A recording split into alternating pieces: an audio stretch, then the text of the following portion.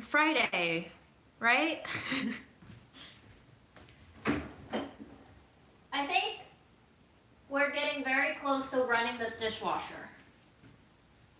Very close.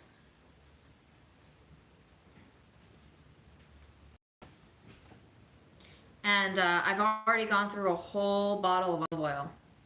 I don't know, that was maybe 2 weeks? 3? Maybe? I just basically drink olive oil. Hi, Rabina.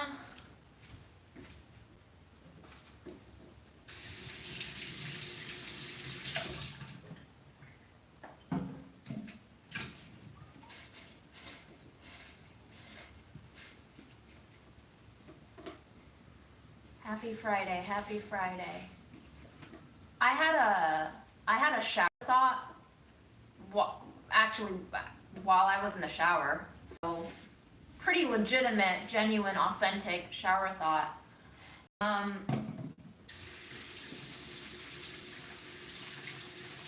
been thinking about how over the past week, people have been sending me donations through Venmo. Some people said, hey, it's for your Berks. Some people said, hey, it's for your cast iron dreams. Some people are just like, just because. And one of you said subsidy for sex work talk to offset the dip in revenue because we were defining what sex work was. That was hilarious. Thank you for the laugh. And what occurred to me today in the shower was that I'm kind of like Jesus now.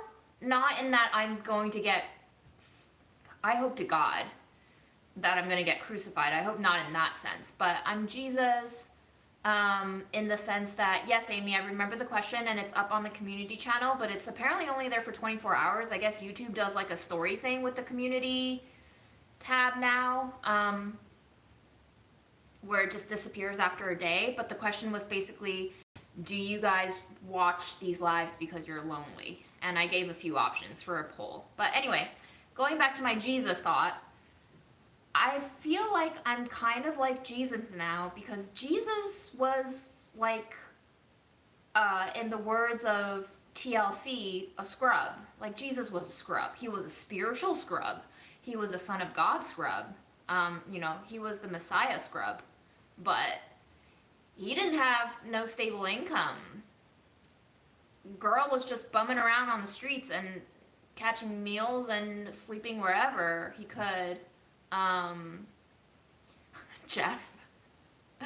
And I'm basically living off of the generosity of like complete strangers right now who are deciding to give me random funds to buy me random things. And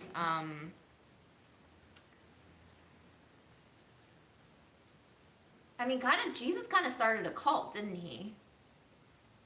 Which led to a lot of different kinds of cults, but not that I want to start a cult. Jesus also did wear sandals. You guys are funny. But that was my thought. And I also wanted to post another community question before I went live, but today was a little bit laggy in my life. Can we substitute the word sex? No, I don't want to, because fuck censorship. And if they're going to dip me in my ad revenue for saying the word sex, then what kind of world are we living in, right? Like, I don't want to play by... Charlie says, I've had to let my neighbor's cat in because it's like -degrees outside and he's gone into bed with me.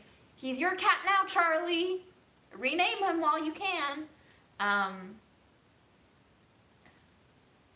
But I forgot my train of thought. Oh, yes, today was a little bit laggy. I wanted to clean the house. I wanted to do a couple more things. I didn't get to do it. And because I realized at like 5 p.m. that I wasn't going to finish everything that I wanted to do, I started reverting back into like my binging mindset. And I realized about an hour later that that's what I did. And I'm trying to like sit with that feeling and not judge myself too much. And when I made that realization, I was like, I don't really feel like going live because people expect me to be cooking and eating. And I was like, you can do whatever you want. You don't have to go live. And I kind of had a mini conversation in my head.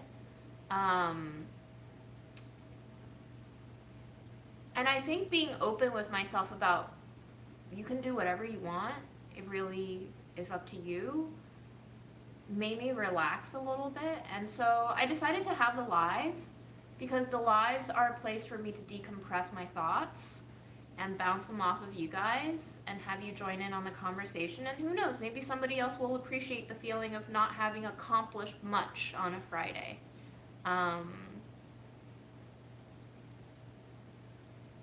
It's especially weird now because I don't really have a regimen for me anymore, and I feel this need to like build in structure into my day for myself in order to like just feel like I have a life. But I'm also starting to realize that in taking this involuntary extended vacation of sorts, that I am experiencing for the first time in a very long time the luxury of having the space to detach myself from compulsory labor production.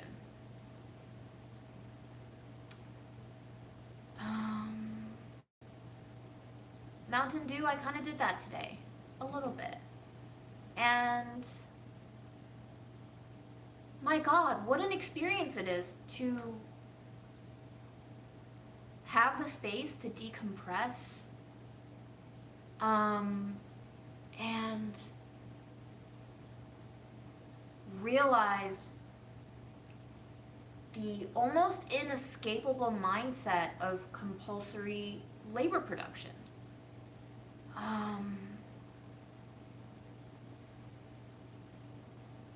Yeah.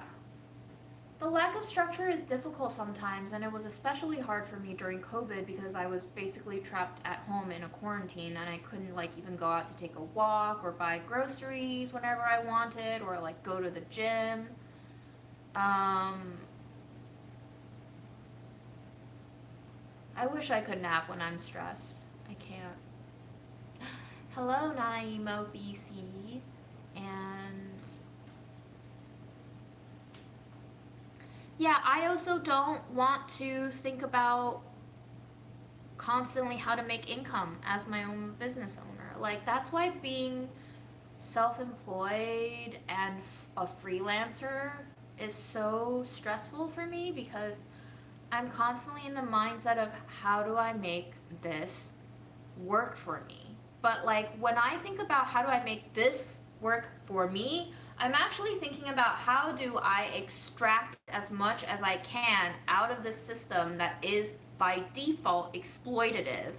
And the me that is profiting is not actually me myself and what I want out of life. It's me, the insecure self, that is constantly trying to find security in a world that is defined by unpredictability. And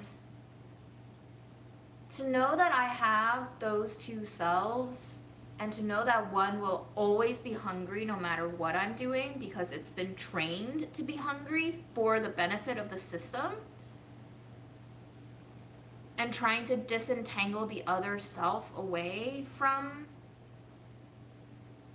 that hamster wheel one. What kind of jobs you got, Lori? Do I need to learn French to live in Quebec?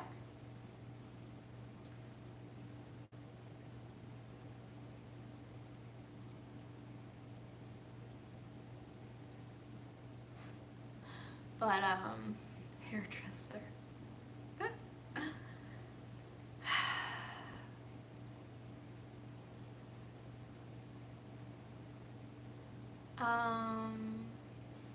Thanks, Nowco. Although, I don't really know. Like, can I just be honest with you?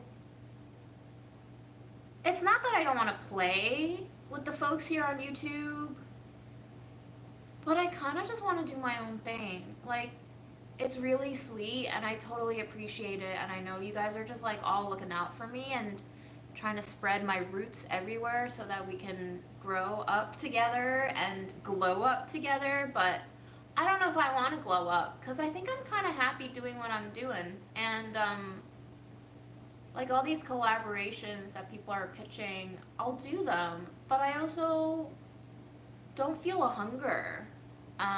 But I would be an entertaining judge. Thank you. I'll take that as a compliment. I would love to be a bitch on a judge panel. But like a friendly bitch. Do you get paid per live or one live a day? When you're a YouTube partner, meaning you can monetize your shit, you get paid per video you put out. Like, all of your videos that run ads that are monetized will get you ad revenue. But depending on the video content and how it's auctioned off to advertisers, the fluctuations of ad revenue is unreliable. You can also get partially demonetized, which means a live that normally gets $20 might just get like 3. So, is there a link for donations? No, currently it's just my Venmo. But, hey, listen. I wasn't hungry before I started the live, but now that we're 12 minutes in, I'm kind of hungry to taste this bread. This is the dough that you saw me make yesterday. It's got white whole wheat. I turned them upside down to let them cool. It was made with a sourdough starter that was way too liquidy. It's got buckwheat in it. I put millet and poppy seeds on top. Yeah, taxes for money that you get on YouTube is considered a 1099. It is self-employment, basically. So my taxes are gonna get really fucked this year. If anybody has a tax person that you love who's based in New York City, I would love recommendations. Hit me up on the gram, DM me all the names. Hopefully they don't charge me $1,000 like the guy last year. I was like, what's the point even, dude? I didn't even get $1,000 back in refund. Like, I paid you to pay my taxes. Thanks, Rabina. But yeah, let's taste this, shall we? I think I overproofed it, and I think I kind of overbaked it. They won't make you go to jail for underpaying taxes. Like, my income, they will not jail me. They'll just make me pay with interest. I know I can do my own taxes, but I don't think I want to. Why do I have a fruit fly? Go away! This bread is not for you.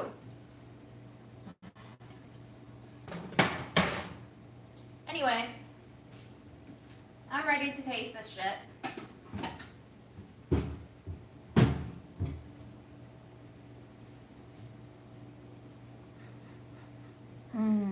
It's got like a little bit of cracky thing going on. But yeah, I definitely overproofed it because I shaped it before 8 a.m. and then I baked it at like 5 p.m. The problem with this year is not just the 1099. I have a lot of mom things that I have to take care of on my taxes, unfortunately. So I do need butter, yes. But let me just taste it plain so I can give you feedback on what it tastes like.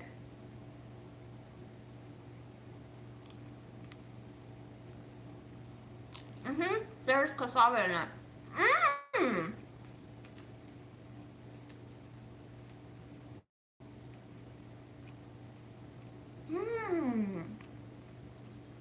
It's pretty sour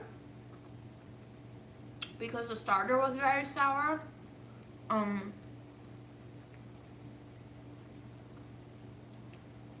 But I like it. The crunch from the millet and the poppy seeds. I put a lot of olive oil on the bottom of the skillet. and it's really crunchy. You can see how caramelized it is. It's like shiny. It's formed like a little fried crust.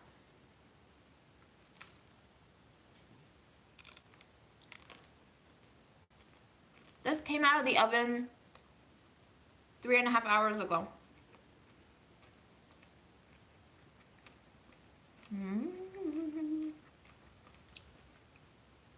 It's neither sweet or salty. It's just like sourdoughy. Yeah. I feel like I need to write off all of these expenses because I'm literally like, the YouTube income is generated off of me buying shit, showing you guys what the fuck I make with them, and eating it. So very much I should be writing off like all of these food purchases. Too bad that I only buy dollar bags of stuff, huh? Okay, anyway. Jeff, keep your matcha cookies and eat them yourself. Here's your squeeze, Rabina. I've had more than enough of your delicious matcha-ness. Thank you so much for sharing it. It was very generous of you, and you should enjoy the rest. It's like nice and moist, almost cakey, a little bit dense, but like not gummy. It's just very moist.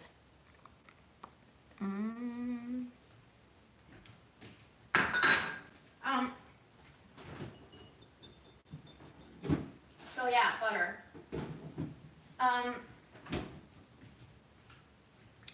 I also roasted some almonds. I can't claim the Instant Pot. That's an inheritance from my mom. But thank you for watching out for me. And yeah, I will claim like partially utilities and rent and all of that, but you can see why I need someone to do my taxes for me. I don't have the brain for the, I don't have the brains. It's not that I'm not smart enough, it's that I really don't want to break my brain doing taxes. So.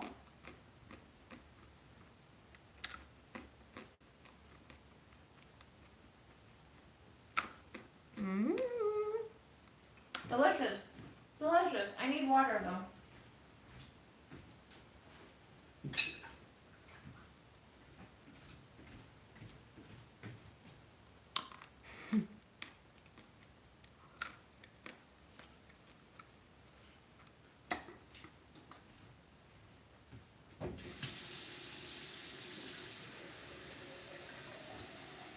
I feel like as an adult, tax people are even harder to find ones that you like of than finding a dentist that you like.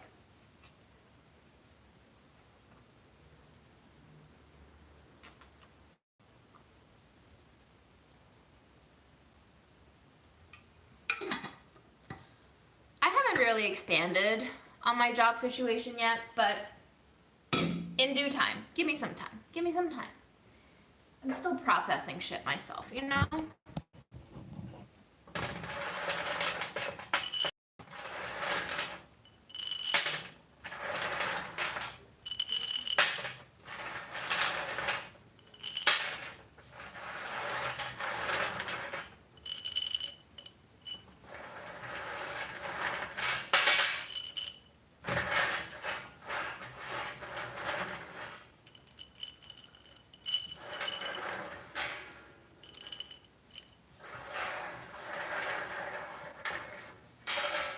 Guys, I'm not going to profit off of every single piece of myself. I do not want to commoditize myself that deeply.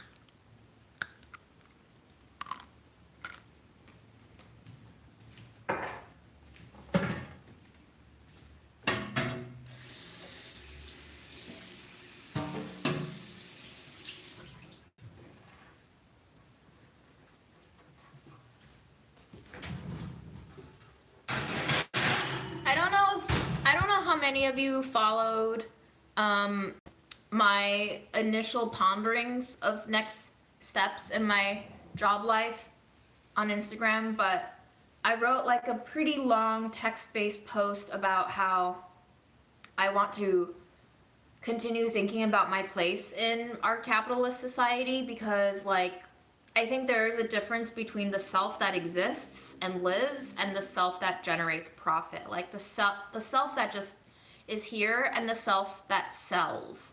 And I want to be constantly thinking about that differentiation, and I want to continue digesting that question for myself, because I think once I lose sight of that, it's going to become very problematic for me. Like literally selling off every single bit of myself and my life will turn all of me into a product.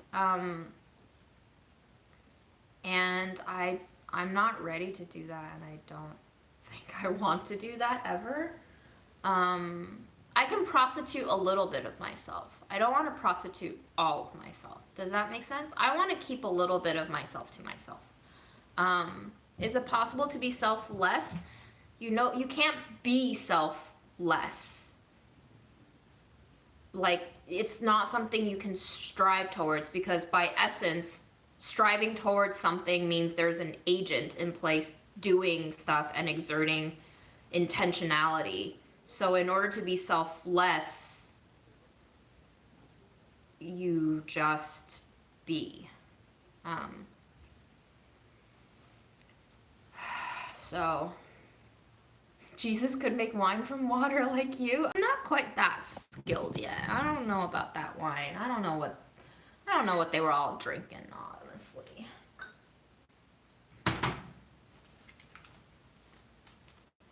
Don't know about that.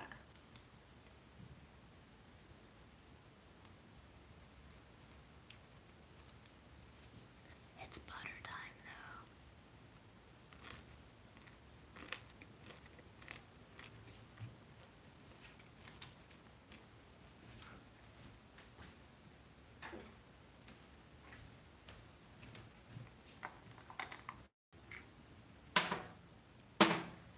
Butter and salt and crunchy melon seeds. Who wants to write me like a theme song?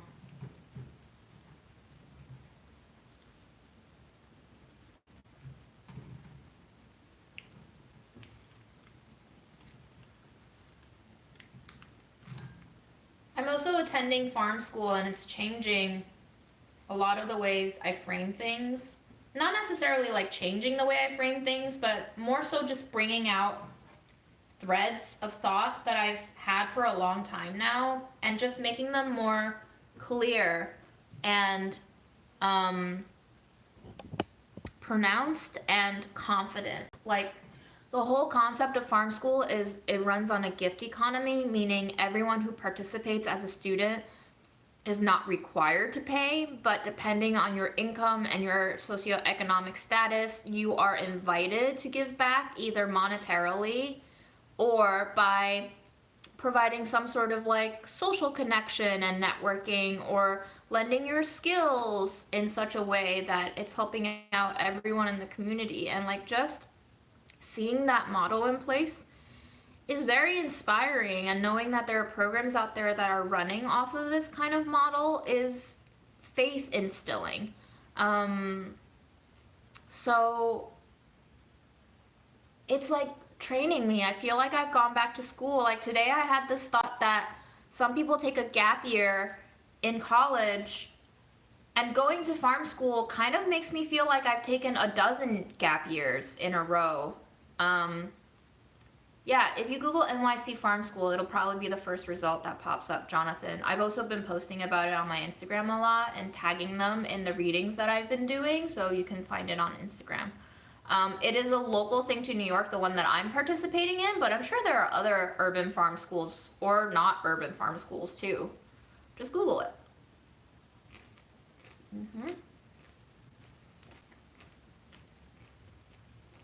And I'm doing all these readings, and it's talking about the ways we teach people and the educations that we grow up in and the kind of dynamics that we're all used to. And I'm like, yeah, like fuck, like that's the kind of dynamic that I was brought up in and was taught to understand metrics of success in. And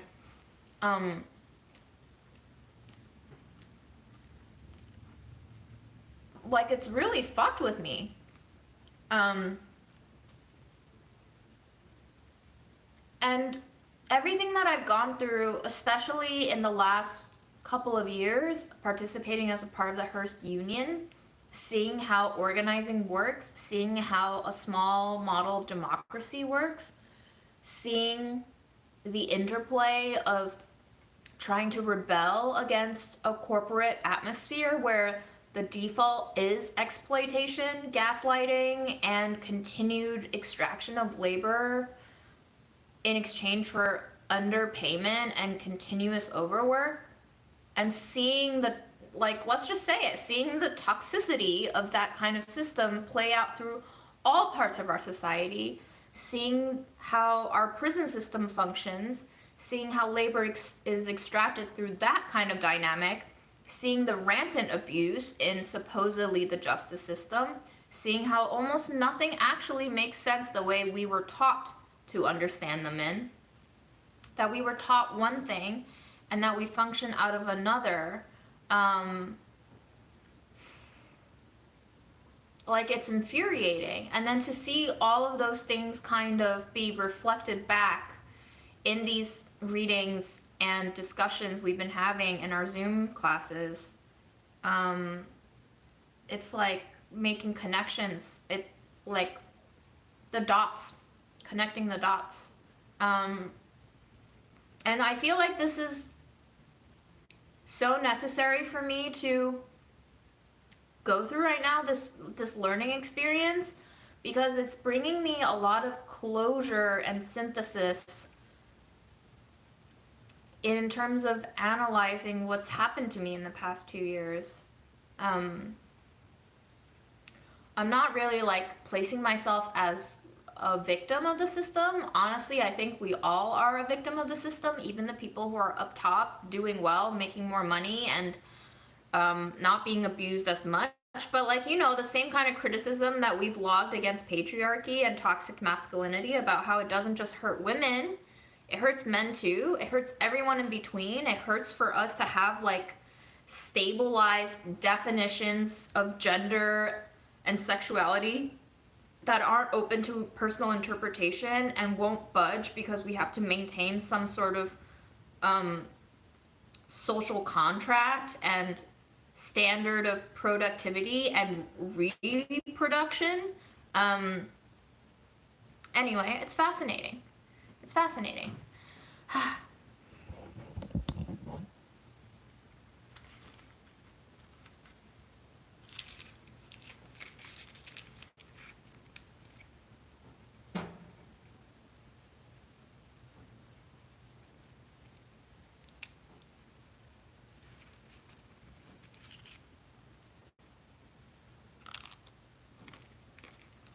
I think there is toxic femininity. Yeah. Because toxic femininity is a part of toxic masculinity, because we offset the definition of what femininity is against what masculinity is not. They're posed against each other as binaries.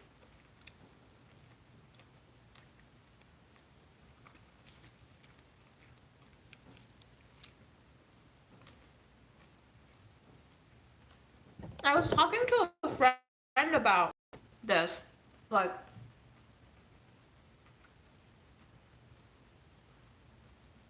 he said to me, oh yeah, you for certain have a fierce femininity. And I was like, hold up. Something about that phrase is not rubbing right with me. Because I said to him that in order to have a modifying word of fierce to describe what my femininity is, that means by default femininity is not fierce. That you would have to, like, add an adjective in front of it to offset it as not just femininity, but fierce femininity. Like, why doesn't femininity automatically include fiercity? And he was like, oh, you know what, like, you're right, there's something wrong with it. And I was like, actually, no, like, I'm not right, I'm just talking out loud. I'm not right, because the whole idea of femininity is by definition the opposite of masculinity, right? We have these words that delineate these abstract ideas that do not actually exist, but we make them exist. Again, the magic word of my life is reification. We've reified femininity, we've reified masculinity, we've defined what the apex of gender essentialism is.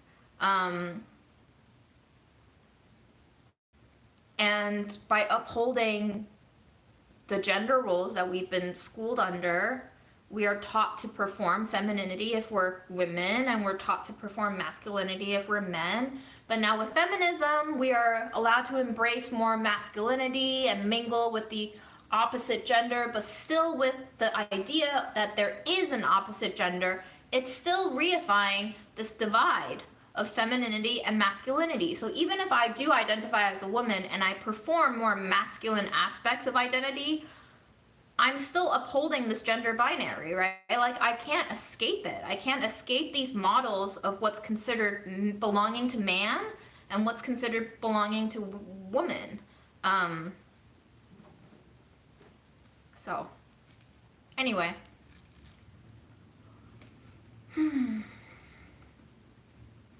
I think the bread turned out good. I think I am very surprised. I think it is absolutely delicious with butter and salt. I am delighted with this experimentation.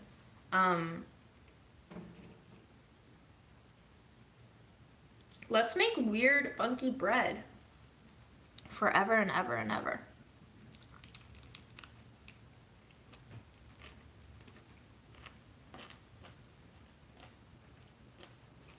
But yeah, okay.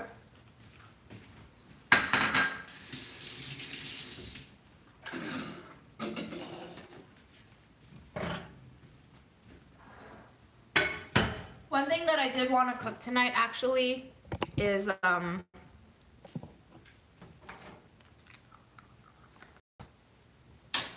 red beans.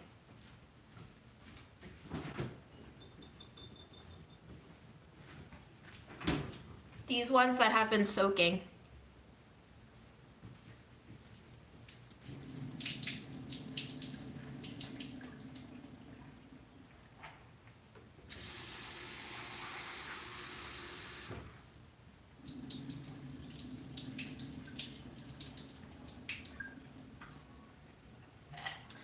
And I want to cook them in sugar, but I've run out of granulated sugar. So all I have now are powdered sugar and like honeys, different kinds of honeys, which I don't really want to quote unquote waste.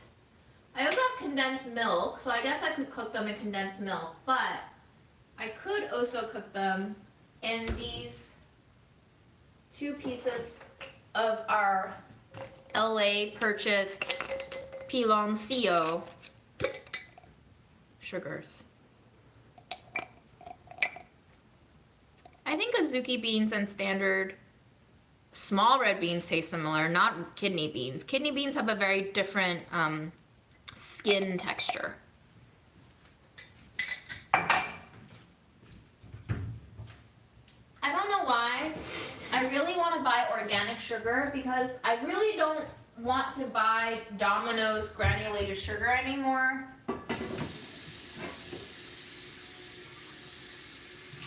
Even though that is the cheapest option. Do we have opinions on organic sugar versus Domino white granulated sugar, which is honestly the default sugar of every single grocery store?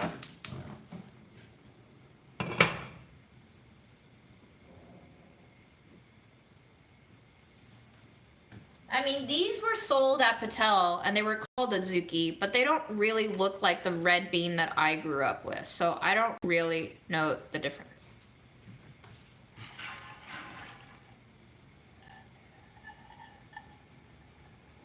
What's CNH? Yes, this is really live. Starlet's Creative Life.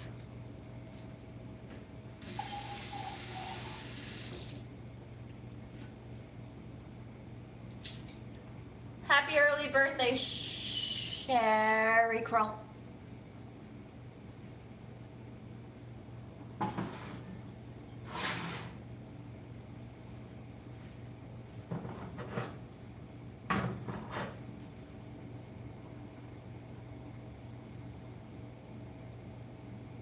What is CH? Oh, castor sugar is very expensive here in the States. It's more common in the UK. I don't think I've ever seen CH, honestly, here. What brand is organic sugar? It's not really a brand. It's just any brand can produce organic sugar.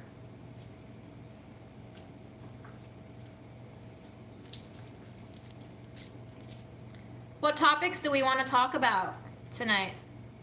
Yeah, it's a tiny amount of beans, so and I want to cook it with sugar, so I'm cooking it on the stovetop.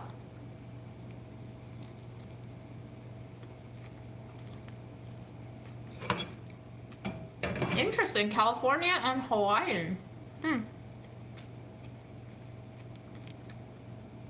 I had beet sugar once. It was very expensive.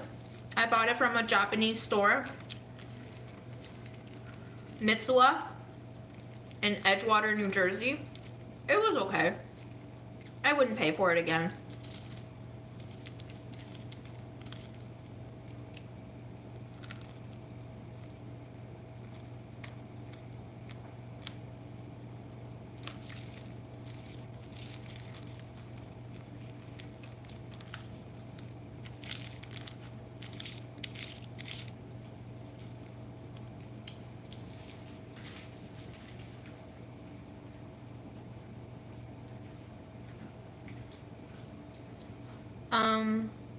I want to have some almond butter with this.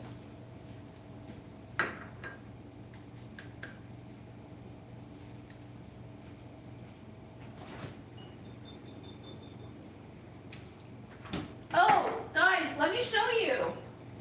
Look at the chickpea starter. It proofed so fast. Look at how airy it is. Shit fermented. Chickpea flour starter. Fascinating.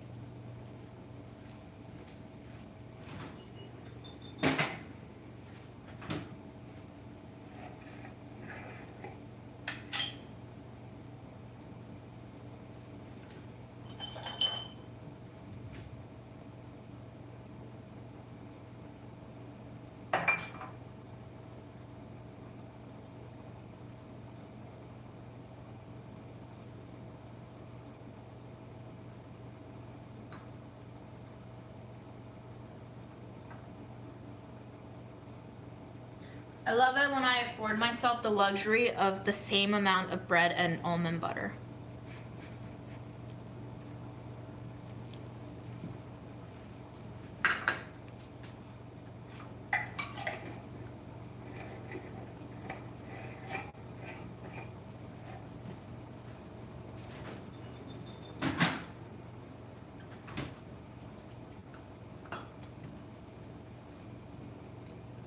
Please ask something deep and controversial. Yes, Lily.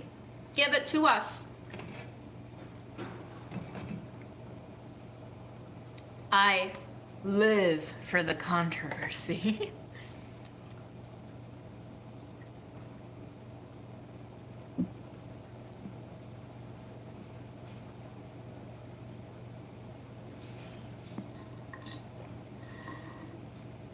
Nutella with a spoon is legitimately one of the only ways I eat Nutella. I think to dilute Nutella is a sin. When is it okay to end one's life? That's a very personal question.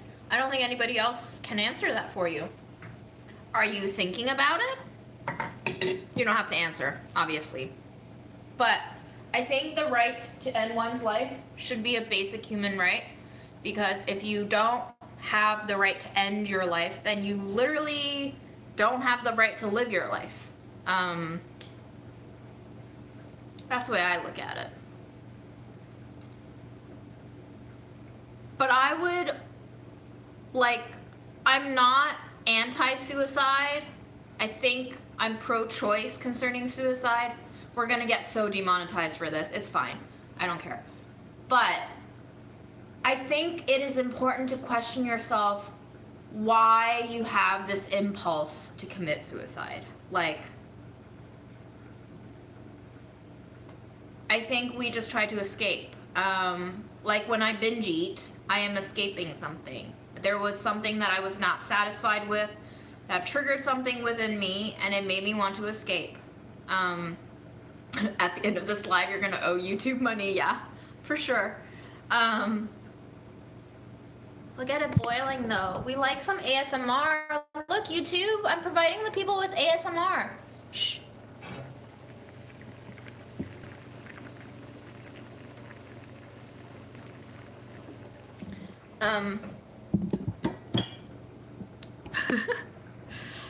Okay, guys, when you decide to give me money, aka Jesus, use emojis so that it doesn't trip off Venmo's like fraud alerts or whatever, or they're gonna be like, you're a business, which I'm Jesus. Is Jesus a business? Anyway. You know the spew about talking to a support group and stuff and making promises to not do it until the end of the year, though you have a medical condition that makes you rely on others all the time. Yeah, I mean, it's hard. Grandma relies on other people all the time. She says she wants to die sometimes, but she doesn't actually. Her actions do not align with her mind. At the very center of most people's core, I think, is this impulse to stay alive. No matter how traumatic life has been, how disappointing, how shitty the hand of cards you've been dealt. I think people want to keep living. But your question was, when is it okay? I think it should always be okay to kill yourself, because at the end of the day, I don't think anyone should look at themselves as that significant. You want to kill yourself? Do it. I think about this in terms of my mom passing away. She was obviously one of the most important people, most formative people in my life, which is why it hurt so much when she died. But literally her death mattered to nobody else beyond her immediate family and friends. People who didn't know her does not care about her naturally. And I think that's fine. Like, to realize that we don't have importance is freeing. I think a lot of the times back when I was suicidal and really depressed, I kept thinking about the ways in which, like, it was important for me to be living in a certain way, and I wasn't measuring up to those standards.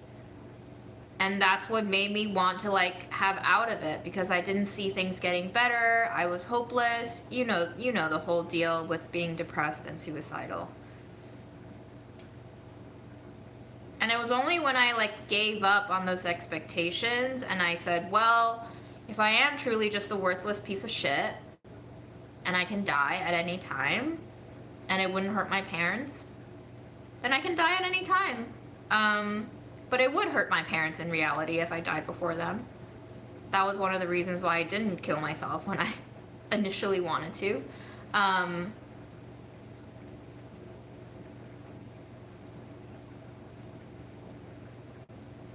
But let me look at your comments.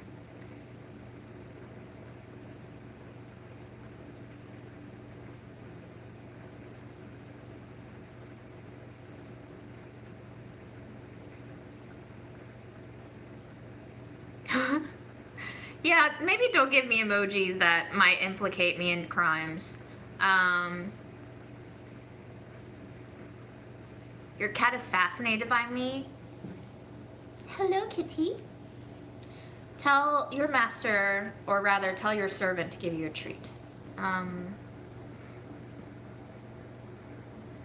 What are your thoughts on assisted suicide? Why not? Why don't we? Fouriai says, I don't approve of medical assisted dying from mental disorders, though. Like, where do we draw the line? Why not?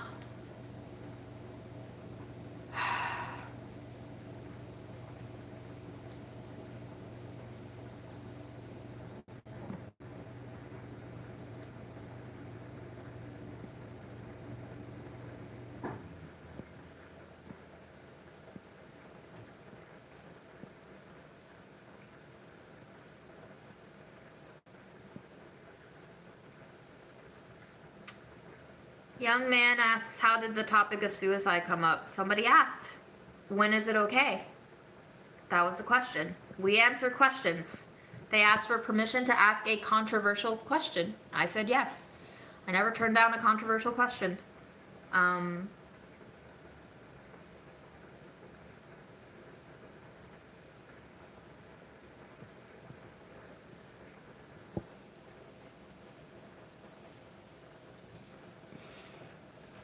I've never read One True Thing. I don't know. Jeff, you can tap out if you can't handle it.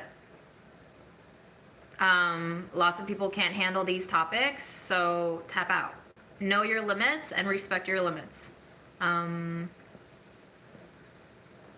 have thought about fostering more cats, but for now I think I need to get my own life in order first.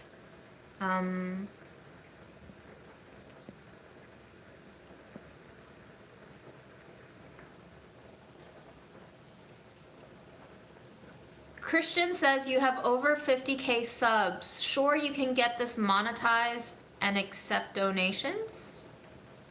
What does that mean?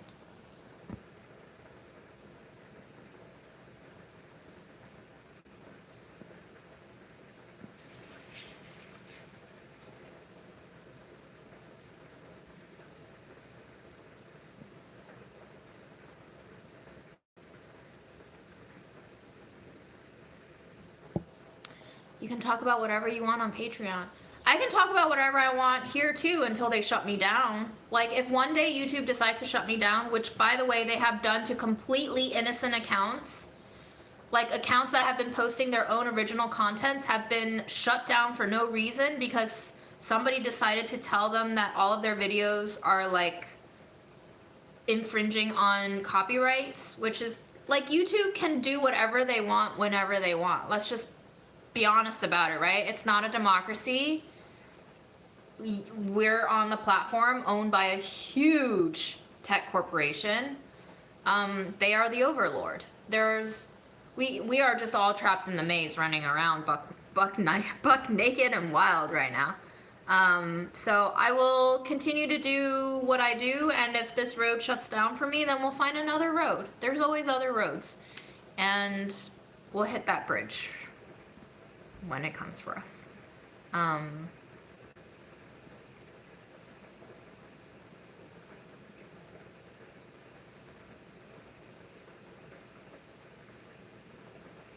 you have a backup plan if that ever happens? Nope. I don't think about backup plans anymore after Mom died. Mom had too many backup plans. Mom had too many scenarios in her head of what could go wrong. I don't do that shit to myself anymore because, like, I could be dead by tomorrow. What's the point of wasting the right now making up backup plans for myself for a future that might never happen, like it did for Mom? She made so many futures up in her head, and she ran out of time, space, existence. So her death changed me a lot. I don't do things the same way anymore, and I don't want to live like that.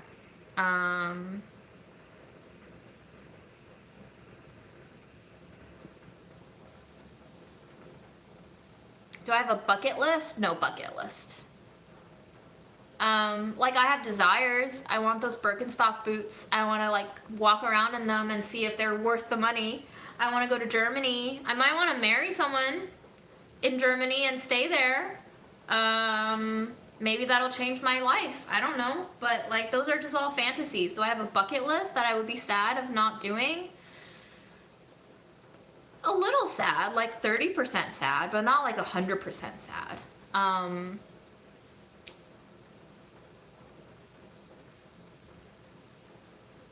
But I don't know, Lily. It's like such a personal decision, right? Only you know how exhausting it is to be in your situation right now. It is hard for me to speak on this because I've not been in your particular situation. I've been depressed. I've had suicidal ideation. I felt like a burden to myself and other people.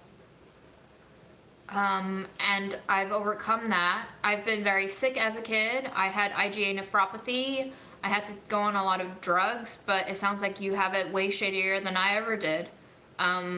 I think the most frightening thing I've ever gone through was like a kidney biopsy at the age of 8 or 9, and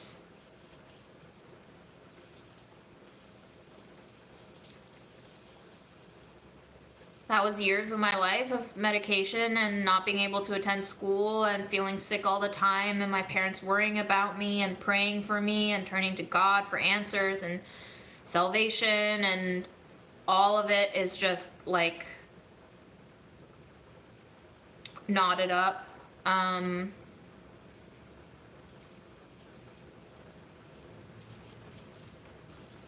All very formative experiences. And then I had, in my 20s, I had pretty bad episodes of dysmenorrhea, which is really, really painful periods, to the point where like I couldn't move even on my bed. And the first time it happened, it was the most severe, and I like started losing circulation in my limbs, and I thought I was dying. And like that was the point at which I experienced the most physical pain in an extended way, where I remember being hit with that pain in the middle of the night, turning to Aaron at the time, and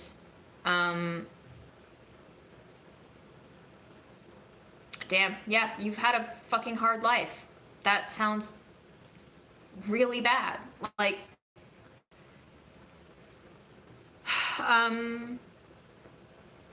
but yeah, I would say the first time that I had dysmenorrhea, I remember turning to Aaron and I remember saying, call the ambulance because I might be dying. And then I remember being stuck in that pain and not knowing what it was and whether or not it would ever end. And I remember moaning to myself, I don't want to die, I don't want to die, I don't want to die, I don't want to die.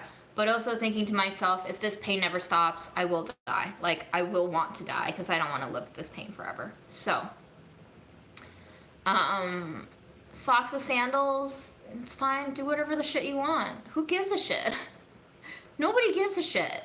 People who give a shit about whether you're wearing socks with sandals need to like preoccupy their brains with something else, maybe. Like what to have for dinner and how not to hate themselves.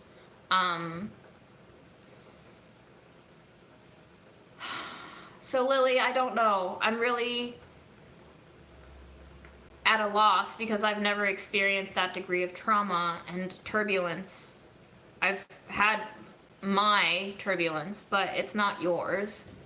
So that's a question that doesn't have an answer that can come from anybody else. It's unfortunately your burden to carry and your decision to make. And I hope that you would give yourself the opportunity to talk very frankly with your family about this, because we don't exist in isolation.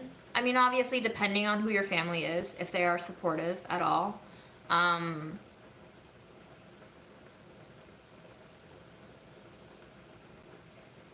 There's a lot of dynamics at play.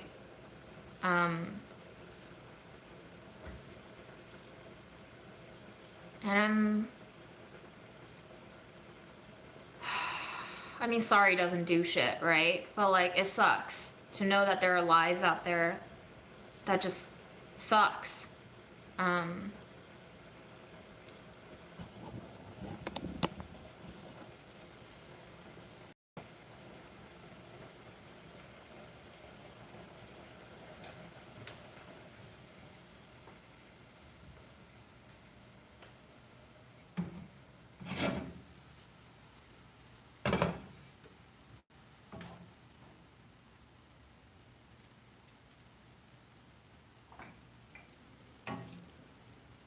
You're not sorry. You don't have to be sorry about causing me to...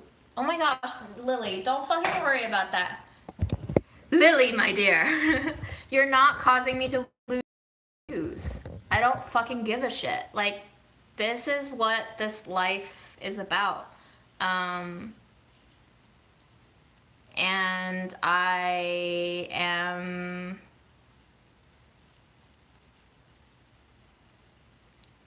I mean, we can't snap it and make it all better, right? It sounds like you're stuck with a family that isn't supportive. So you just, I don't know, your options are limited. And it sucks.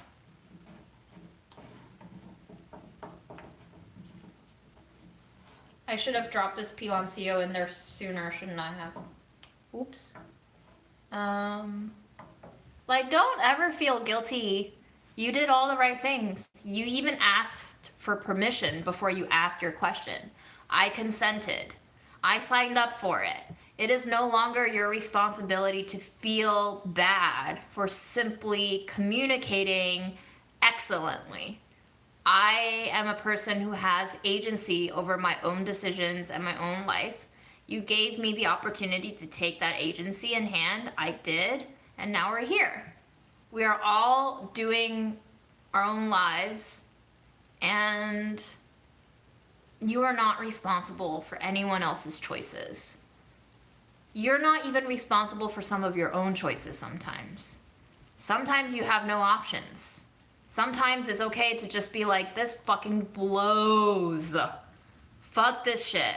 Like, I hate it. It's filled with suffering and nothing else, and it's fucking miserable here, and I want to die. It's fine to be that way. It's just like, I think it would be really sad if there were truly no other options for you, but we do live in a world where people want to die every day because things are just so shitty. I don't live in that society where people want to die every day, and I'm lucky, right? But there are other parts in the world where, like, a lot of people want to die every day because it sucks. But also in those parts of the world, I don't know, humans are really resilient and strong and adaptable. Maybe in those parts of the world, they just suck it up and live through the shit, and they manage to survive as best as they can because that unfortunately becomes a normal for them. Relatively speaking, they are stronger than I am. And thank fucking God I've not had to practice that strength myself, because I don't even know how far I would make it in a world that makes me want to kill myself continuously.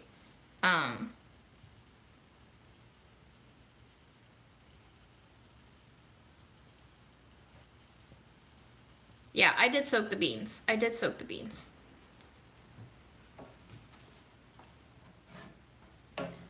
Like, we open this floor up for questions because we do consider this environment a sort of informal group therapy, right? We share, like, some of the weirdest shit, some of the most triggering shit, some of the most traumatic shit, because, like, where else are we going to talk about it if we don't have access to therapy? Because, at least in the United States, mental health therapy is not accessible financially for a lot of people. Bureaucratically speaking, the healthcare system is a nightmare to navigate with people who don't have enough financial resources or a well-connected, benefit hooked up job.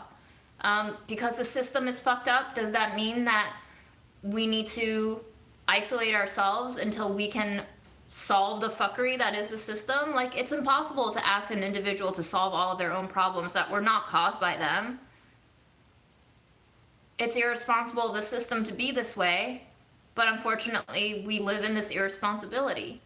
And then because the system cannot be changed overnight, we resolve to then blame the individual and place all of the burden of resolution on the individual. Like, that is just unfair. That is the most unfair dynamic of our current society right now. So, like, if this is a space that can provide relief to just one person who's struggling to find any other resources, then I'm happy. And yeah, thank you for sharing. That's fucking hard. Like, you just shared really fucked up shit about your personal life and your own experience and all of this associated trauma with 249 people over the internet. Like, not everyone can do that. So don't feel bad, because life is already hard enough and we don't gotta make it harder for ourselves. That's it.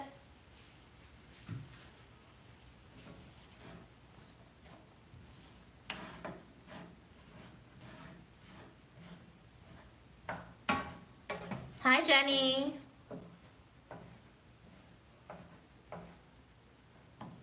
I'm sorry, Austin, I didn't buy the Birkenstocks yet. I'm a Libra. I might have to sit on them. I want to wait for free shipping. God damn it, I don't want to pay for shipping.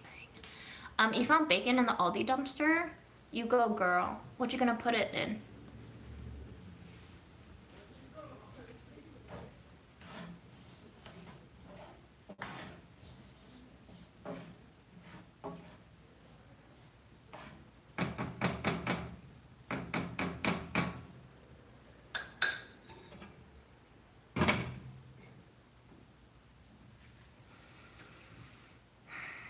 Yeah, the chat is busy today. We have like 5 different conversation threads going on. Your mouth is a good place for bacon, Linda. Good one. Jay, we are cooking red bean with piloncillo. That's it. We're gonna make some sweetened red bean. That's it. I ate some of my weird ass bread with butter and almond butter, and it was delicious. I loved it. I didn't think I would love it, but I loved it. And it makes me kind of love myself, because every time one of these things that I think are gonna be a disaster, like you remember when I tasted the dough yesterday and I was abhorrent about it. I'm just like, sometimes things work out when you don't expect them to, and you took a chance and you took a leap and you gave yourself the opportunity to experiment with uncertainty, and like this time you won. What a gamble, girl. You go, take your winnings, spend them, and then come back and lose it all again next time. That's the adventure of life. I did not go for a walk today, but I did actually go to the gym today. So there is like 2 people in the entire packed gym wearing masks. 3 if you count me. So literally nobody is afraid of COVID. Or what is it? The other one, RSV, or the flu, or I don't know. There's probably a lot of cooties going around. I did eat 2 more figs today with Bailey's. It was very alcoholic. It's like day 4 or 5 now. They are soaked all the way through with alcohol. You know what? Let's eat one.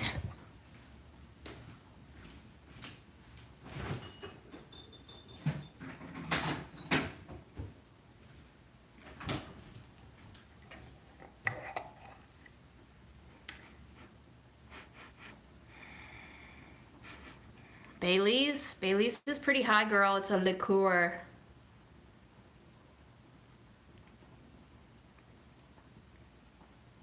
Look at that. Look at that shine. Y'all see that shine? Hi, Michigan.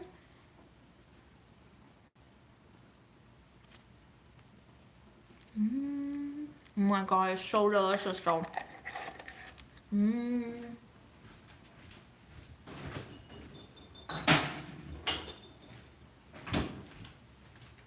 Bailey's is 17% alcohol, so yeah, 35 proof.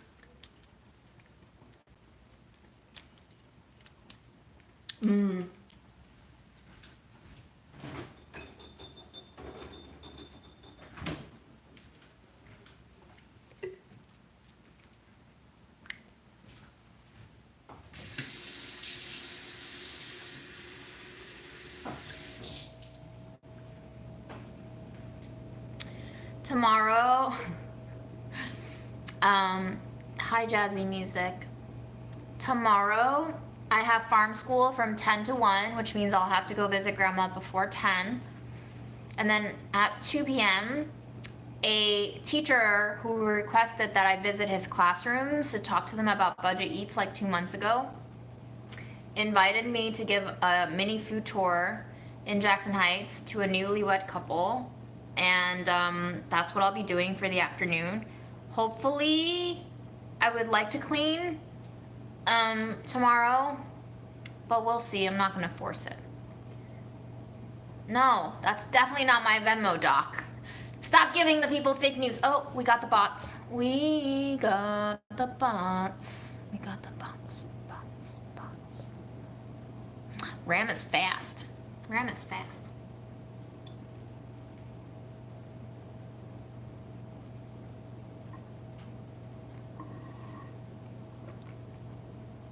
Yes, Karen N got it right. Oh, by the way, Karen sent me my horoscope reading yesterday. It was kind of terrifying how on the nose it was for some of them. And then I had this thought where I was like, you know, the first time I did shrooms, I had a thought that I was a doll in a dollhouse and that I had like literally no agency, and I felt freedom from it. But yesterday, reading that horoscope, I was like, maybe I really am a doll. And these horoscopes are just like telling me my make and model, and for an additional price, they will give you a 30-page report on who you are, and that's like my warranty information and instruction manual. I'm a very fancy doll, apparently. I need 30 pages of instructions. But yeah, it does make me wonder, like, how did they know this shit? And I guess anybody who was born at that time in Beijing is, like, my twin. Crazy shit, man. Crazy shit. Yeah, I'm not gonna pay money. Don't worry.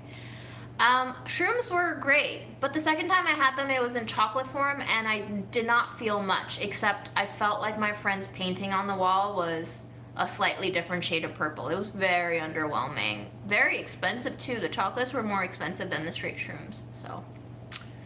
I don't know. I don't know.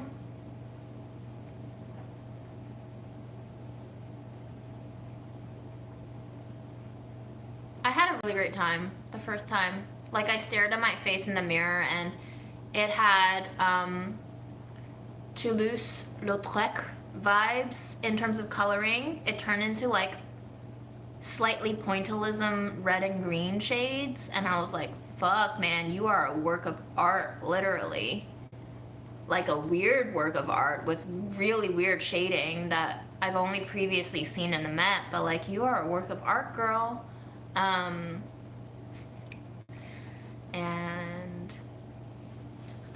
Linda, I am wearing a Hearst shirt. You can see this was given to us at orientation. Inside, I am wearing a H&M long sleeve waffle shirt, black, that I was wearing yesterday on the live, and I'm wearing the same leggings as I was wearing yesterday. I want to do shrooms again.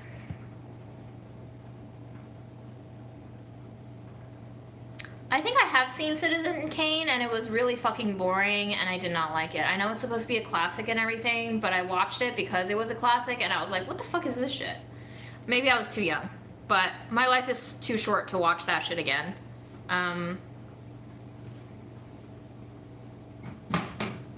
Somebody also left me a comment that I posted on my Instagram today.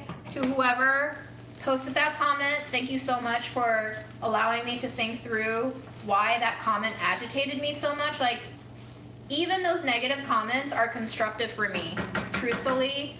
And this is why I don't really shut down trolling behavior, because it alerts me to other parts of myself that I otherwise would not have thought of. But the comment was an echo of previous opinions that I curse too much in these lives, and they said, unfortunately, even though I'm very talented, etc., they have to unsubscribe. So I don't know if they're watching this anymore, but if you are watching this, even after unsubscribing, thank you for that comment. I posted some Instagram stories of my thought dissecting why that bothered me, and it really ended up helping me, actually, to think through that. So I loved it.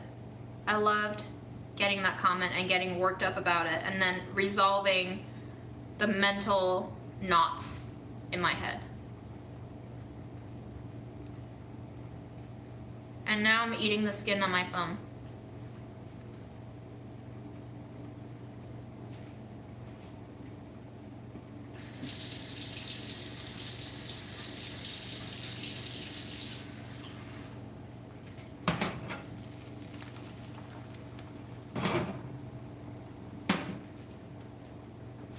We are an hour and 10 minutes in.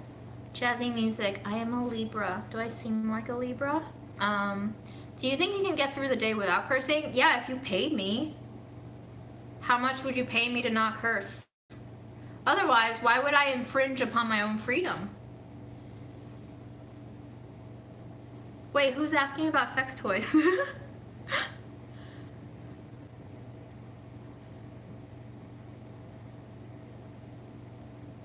Elizabeth says, I keep thinking about ideas about content, and since my son was born without his right hand, damn, talk about life being like, oh, Jesus, such a bitch. Have you ever thought about content with cooking and disabilities? Like, would I invite your son to cook with me? I'm open to these ideas. I just don't have any formulations pre-existing. Because I am pretty able-bodied, I guess it's not ever been on my mind, but I could have it on my mind. Is he, I guess he's by default left-handed then, right? Since literally the only option he has. How does he feel about having one hand? I'm curious. You don't have to talk. Again, you don't have to answer any questions I'm posing. I'm just thinking out loud. What if someone paid you to curse more? Yeah, again, how much are you paying me? I want to see what it's worth to be someone else's, like, servant, basically. You're giving me orders, I obey them. I'm your servant. How much are you paying me? Then I make the decision.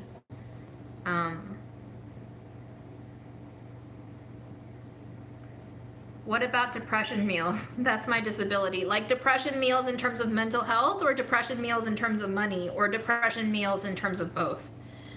Because I think literally all my content is depression meals on both sides of the coin. But, you know, if we want to go more depression, I certainly can up the depression level. Oh, he's a newborn. Oh, baby. How do you feel about it, Elizabeth?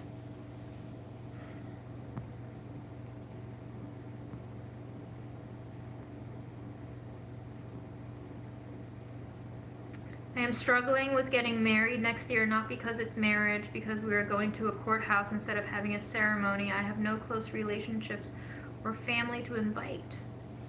Why are you struggling with getting married? Because you want a ceremony and you're not happy with going to a courthouse, or the courthouse way of marrying each other is pronouncing the fact that you have no close relationships or family to invite?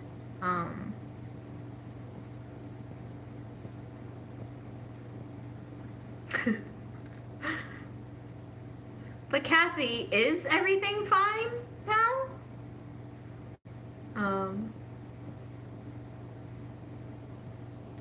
Lily girl, thank you so much, but I don't, like, if you're financially in a tough spot, don't send me any money. It would not make me happy. It would make me much happier if you use that money on yourself, because girlfriend, you need it. Like, you are in a fucking rough, tough, rocky road ride right now, and I mean this honestly. I know you might feel like you owe me for talking about your experience and, like, issues, but this is what these lives are. You don't owe me shit.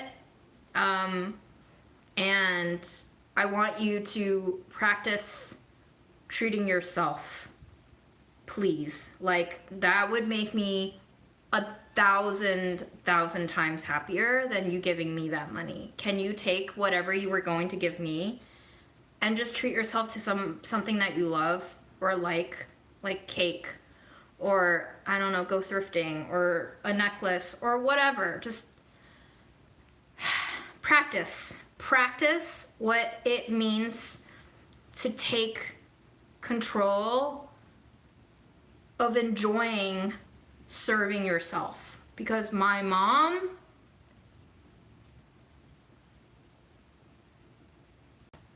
I wish she did more of that. And so when I see someone who always feels at blame for things that are out of their control, I want them to practice giving themselves the love that is not coming from anywhere else. And sometimes, yeah, giving yourself love does mean material love. There's no shame in that.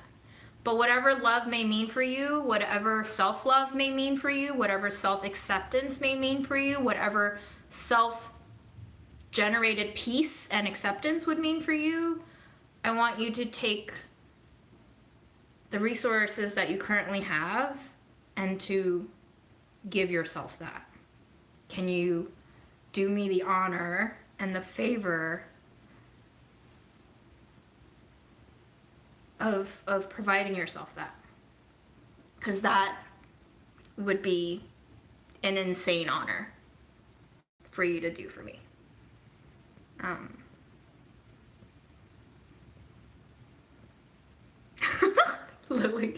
Lily just told Ram to shut up. Yeah, Ram, shut up. Apparently Ram really likes it when I tell him to shut up, so there's like this really weird dominatrix vibe between us. But also, I have been thinking about, what if I had an alpaca farm and I decided to be a dominatrix on the alpaca farm? Like, we could be one of a kind. Dungeon, outdoors, fresh air, with fluffy alpacas running around, pronking. Did you know that the way alpacas prance around is literally called pronking? That is the formal term for the movement of alpacas as they hop. Delightful. Would you want to visit me in my dominatrix dungeon that is actually outdoors and above ground with fluffy, woolly alpacas?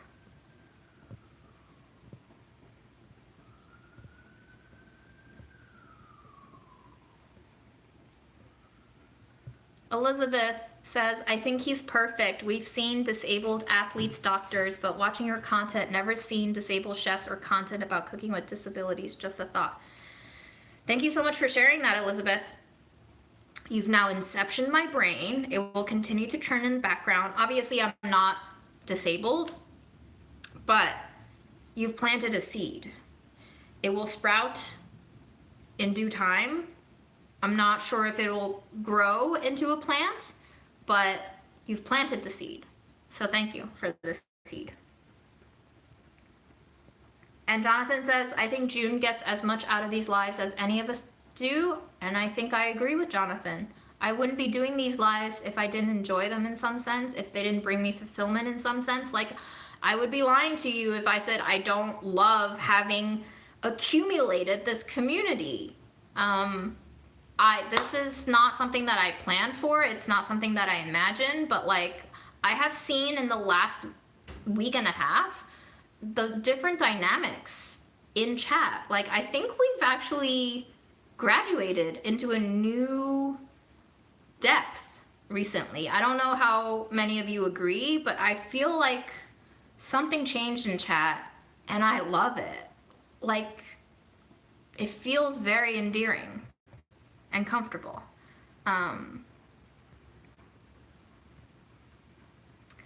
So Lily, yes, sweater girl going like this. That is me. If it makes you happy, by all means, my friend, but please, I would like you to, I mean, how do we make you happy? Is there anything that we can do? Because I think many of us would love to be able to provide you with some happiness too. I think in the aftermath of my mom's death, I discovered that one of my mom's greatest fears, which is to be in community with strangers, turned out to be like the most unforeseen blessing I've ever experienced in the wake of my grief. The way the invisible community kind of just rised up from nowhere, aka the internet, aka the cloud, and literal strangers who knew me through my video coming through to help me with my mom stuff, giving me rides. Like unimaginable futures came true. That was amazing. Like, literally incredible, which means unbelievable. The word incredible means uncredible, unbelievable. So let us know if we can strengthen this community somehow by providing you with something, abstract or not.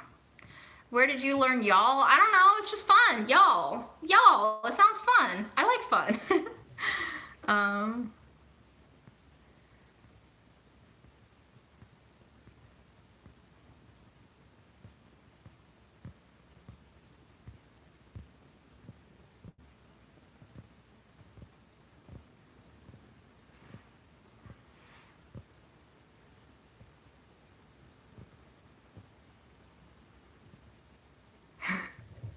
I'm a switch, so why not?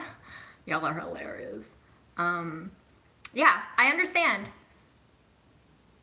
Totally. I'm sorry. I'm just catching up on chat because I don't have my computer anymore, so I'm going very slow, so I'm very behind. But yeah, if you want to give me shit and it makes you happy, give me shit. I'll take it. My mom never took things and never took up on people's offerings of favors because she felt like she was burdening other people. So I'm trying to allow myself to receive, because that is the way you build community. You receive and you give. The gift economy is a cycle. It's not linear.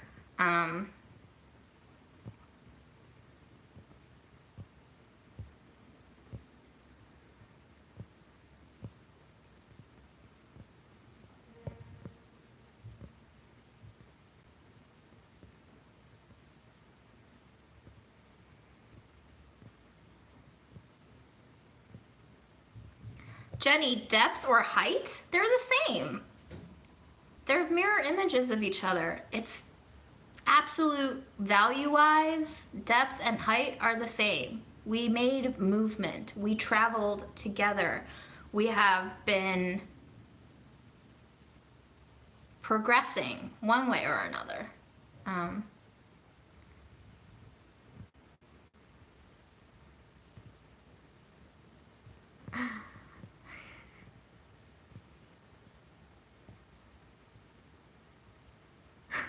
Sorry it took me so long to answer you, Lily. I'm just catching up on chat. Yo, listen, I want to be. Are there asexual doms out there? I want to know. Like, can I be a pioneer in this shit? I feel like there's no alpaca farm doms yet. I feel like that I can fully be pioneers of. But I want to know if there's a community of asexual sex workers. Like, that is such a fascinating concept to me. I'm sure there is, right? Where are they is my question. If you're asexual and you're a sex worker, hit me up. I want to chat. I want to know all about your experience if you're willing to share.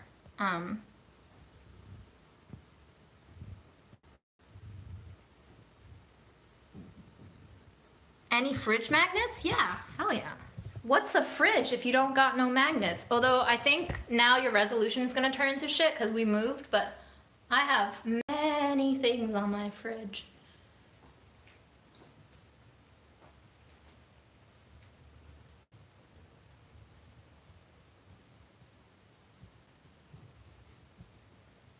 We got me and mom, right next to Bernie, not me, us. Right next to Garden Cats by an Instagram artist who does street art called Karen Cast. CarynCast. I got my like tattoo stencils up here. I got this random cassette player pinup lady that I found from one of my parents' pinups. I got some random old black and white photos that I got from a thrift shop of people I absolutely don't know. I got my Swarthmore magnets that simulate the layout of the campus. That's pretty cool. I got a magnet holding up my Writers Guild of America East sticker. We got like a Bernie Birdie sticker. This kanji bowl that my coworker Brandon got me from China years ago. Got a lot of good shit on my fridge, okay? The fridge is like my lifeblood. I gotta deck it up. Not intentional for the similar setup. I just saw this apartment and I loved it, and the kitchen turned out to be so similar.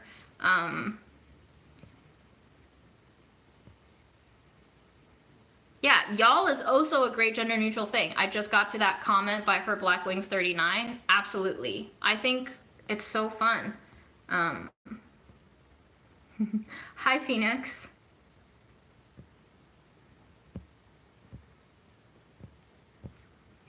Should you call me mistress or Jesus? I want to be called Jesus.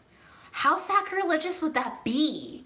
An asexual dom in an outdoor dungeon whom you call Jesus. Like, all the wrong notes. None of it fits. None of it makes sense. It's delightful. The most postmodern dominatrix you will have ever met, where nothing processes into anything else. You will lose yourself, ego death, immediately as soon as you step foot into that farm. I'm not growing onions yet. I need to get soil first. Yeah, Dom doesn't need to be sexual at all.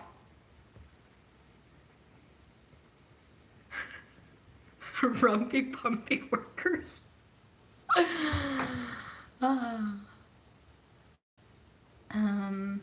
Ooh, Evie Lupine. Evie Lupine? Let me write it down.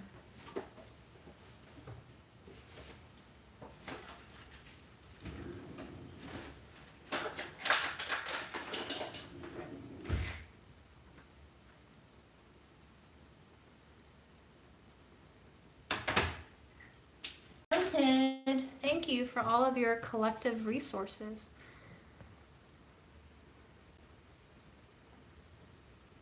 A lot of sex work is therapy work, yeah. Funny enough, I know a couple of sex workers who became therapists. I absolutely agree. There is such a social work element to sex work. It's all about communication in some way or another. Some people use their bodies and some people don't use their bodies as much, but at the end of the day, it's very interpersonal.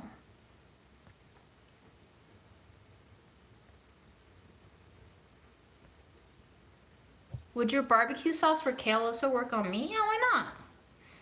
June, is communist a bad word to you? No. Like, is bitch a bad word to me? No.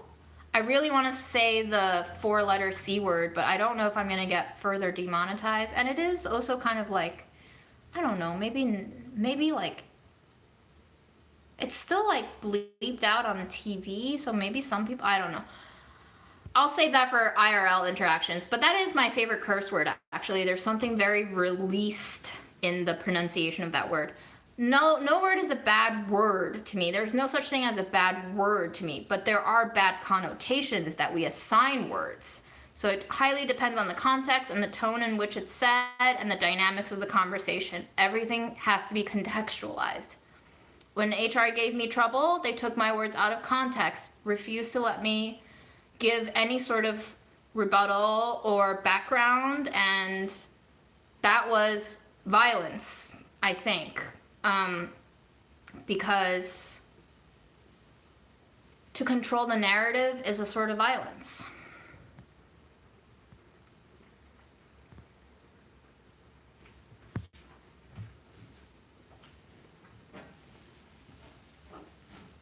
Ooh, the piloncillo. It is melted. Guess I should taste it to figure out if it's sweet enough.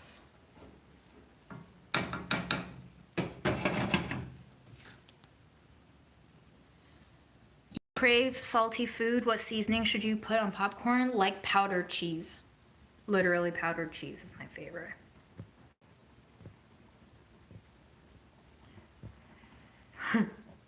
You've been to a torture garden? Woof! I don't know about that. I don't want to torture people. I want to please people, but in a twisted, perverse way. Does that make sense?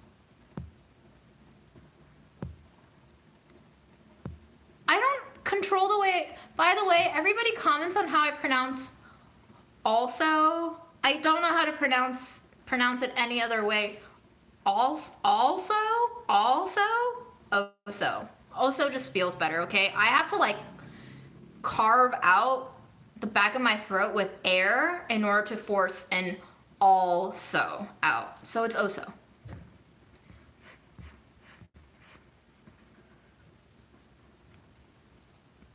Cottage cheese and peanut butter?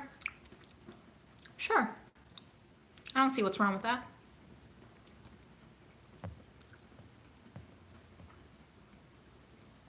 As a Dom, you would have to be decisive. Can a Libra be decisive? Listen, my horoscope isn't everything, okay? Absolutely I can be, especially if I'm being asked to serve in a role for somebody else. I like being a servant. And believe it or not, I think Doms, in the context of being a sex worker, is, at the end of the day, a servant. They just play the role of a dominatrix, but the very dynamic of that interaction is you are serving someone.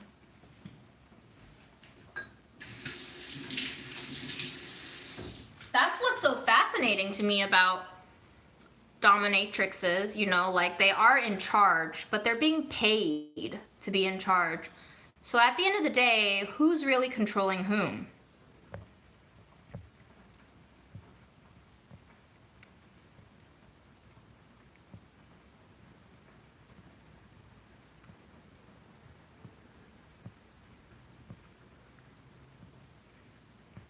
What American foods does Lala like?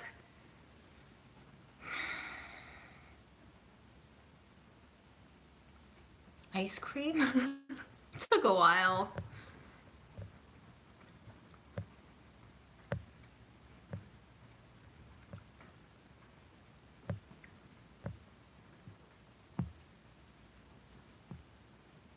Still really behind on your comments. June, Lena asks me to pronounce 4 words. Do I pronounce it the June way? I gotta not think about it. Oso, yeast, and sugar. And if I think about it, I can try to pronounce it properly. Also, yeast and sugar. Was there a difference?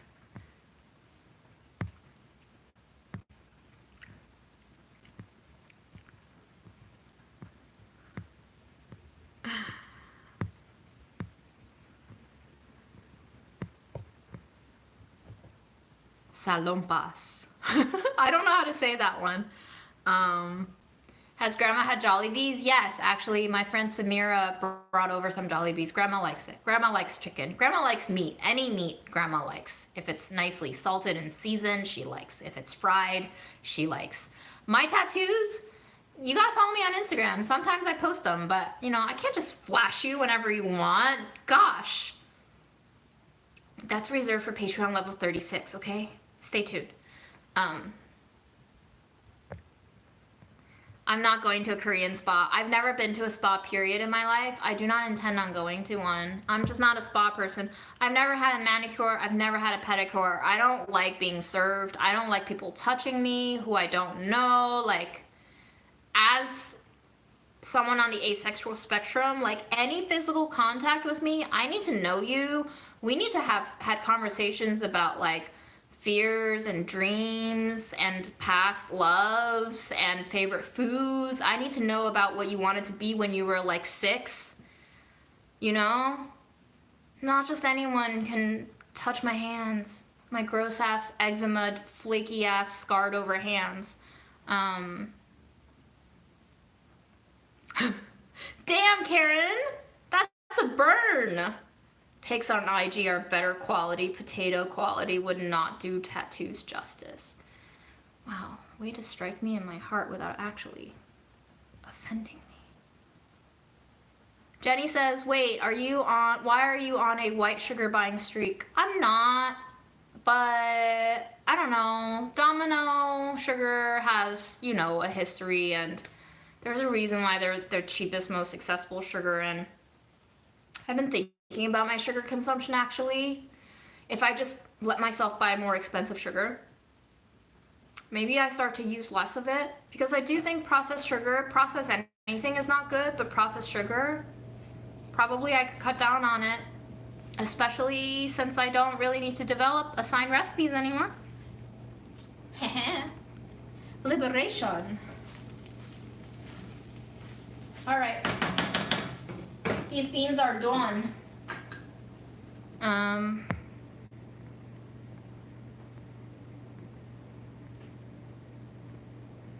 Did Aaron give me massages? Yeah, we gave each other massages. We were together for 10 years, y'all. Like, we were gonna touch each other. That's really cute, Maya. Maya says, my mom says wash instead of wash, and motorcycle instead of motorcycle, and has done that my whole life. I love when people have their own pronunciations to words. Yeah. So I have been shopping lots, but I've been pausing on buying sugar. I have a lot of random ingredients, as you know. I don't want to be like my old self anymore, where I would just hoard ingredients for years. I want to actually be able to cycle through ingredients, free up space.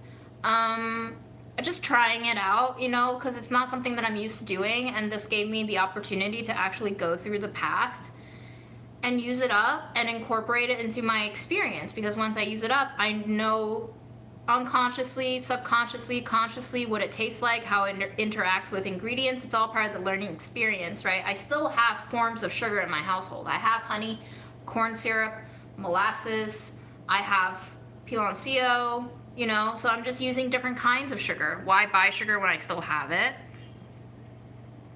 Melissa Beard, we have already eaten tonight, girl. I'm not that hungry. Unfortunately, I ate too much earlier in the evening. Are you relieved about leaving the job? Big topic. I'll shelf that for later. We'll come back. Basil Bear, you have missed a lot, my friend.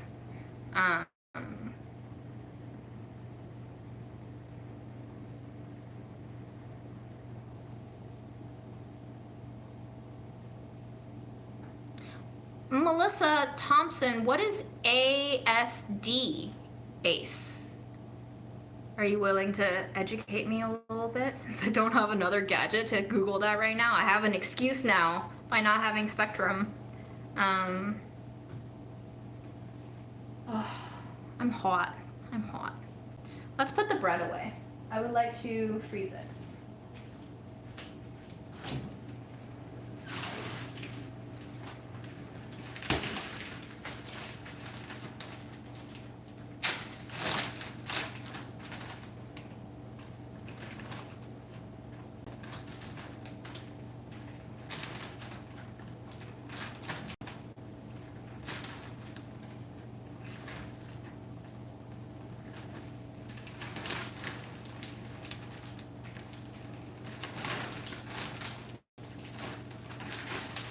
By the way, I made zucchini muffins without granulated sugar. What I ended up doing was combining the original weight of the granulated sugar that was necessary.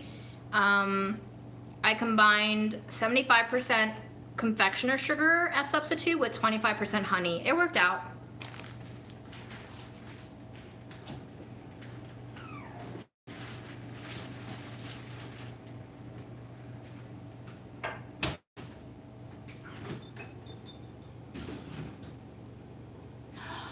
Oh, you know what I want to eat? Yes! I know what I want to eat. I know I said I'm not hungry, but I'm kind of hungry for this. Aaron gave me ranch dip. I don't know why. We were exchanging shit and he just ended up giving me ranch dip. And I have this raw cabbage. So I'm just gonna eat some raw cabbage and ranch. I might fart though, so. Is it normal that the tripod in the corner is starting to look like a Dementor to me? It was a Dementor for a very long time in my life. JK. I love my camera and my tripod. I'm trying to see your comments. Boop, boop, boop, boop, boop. Boop, boop, boop, boop.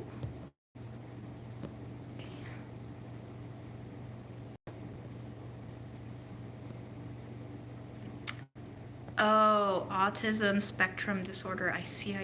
Thank you for explaining that.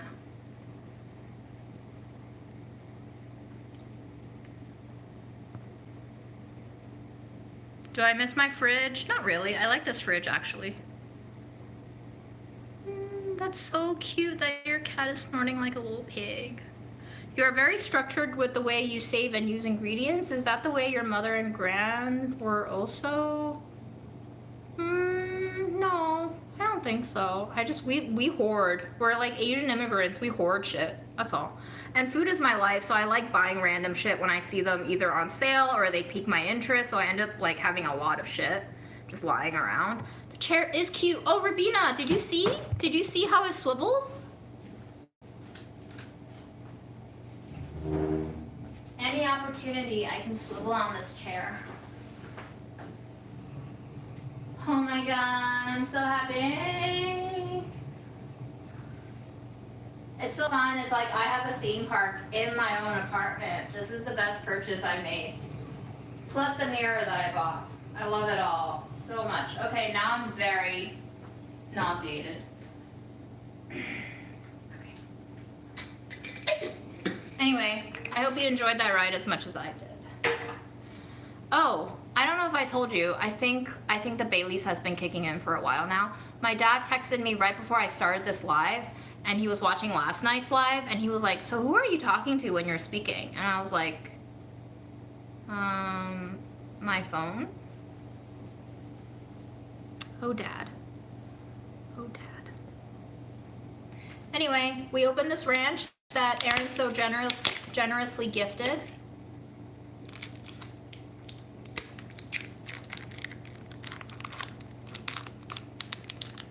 Yeah, I'm an English major. The proper word, grammatically speaking, is nauseated. And the proper word for, oh,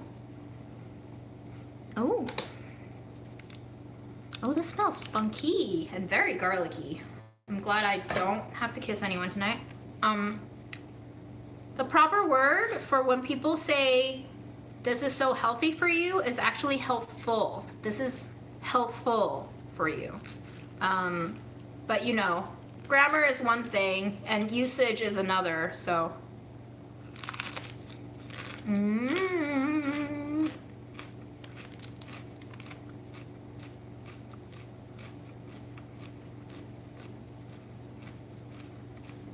We don't have ranch flavor or anything. Ranch is basically sour cream, mayo, and a lot of different herbs and garlic and onion.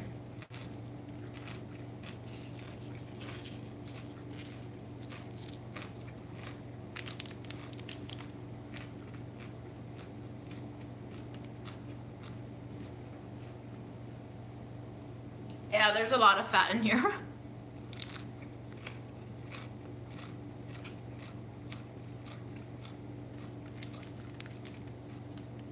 This particular one tastes like extra fatty Greek yogurt with a little bit of butter and sour cream and buttermilk.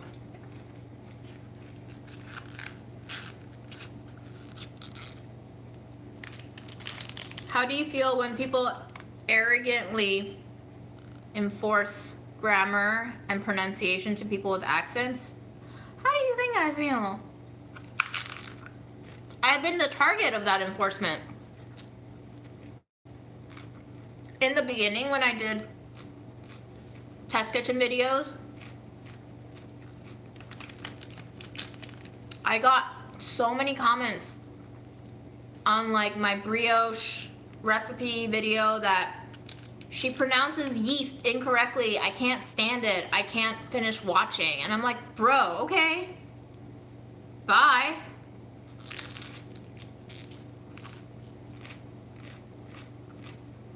So many rude comments about how like, dude, there's a Y in front of yeast. I was like, dude, I can't hear it because English is not my first language.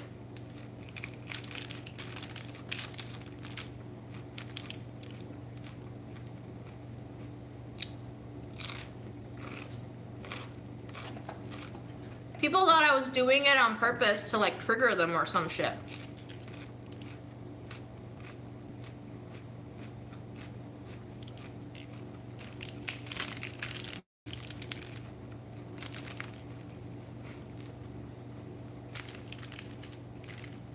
The thing with language is, if you can understand what I'm trying to communicate to you, what's the problem here? Because the purpose of language is to make you understand what I want to express. So if you can understand me enough to criticize me for not saying something properly, you're just being an ass. Filled with racism and classism and all sorts of kinds of internalized discrimination and lack of solidarity. Why you gotta do this shit, bitch?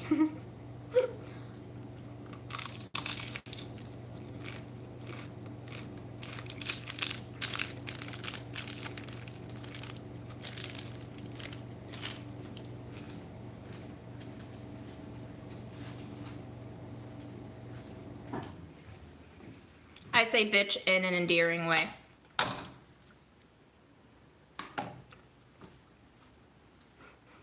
It smells so offensive.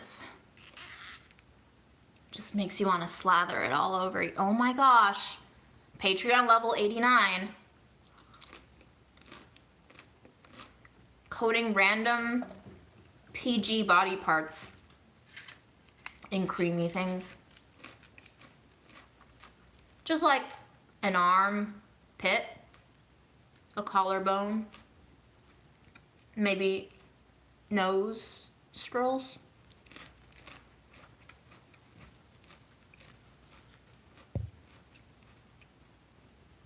I just wonder why you eat all up into the camera. It's kind of gross. Yeah, that's kind of the point. I want to gross people out.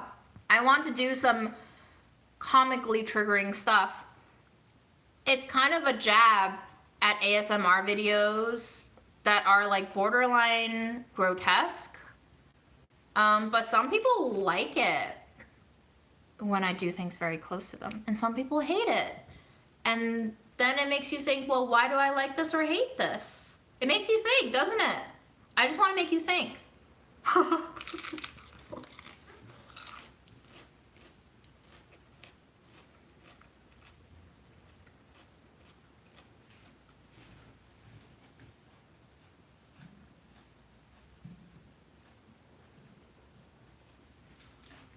Are we still potato quality? Did we ever not have potato quality tonight? I'm so sorry. I was watching back last night's live and it was truly horrendous. I'm so surprised that 200 of you are willing to watch that shit. I wouldn't.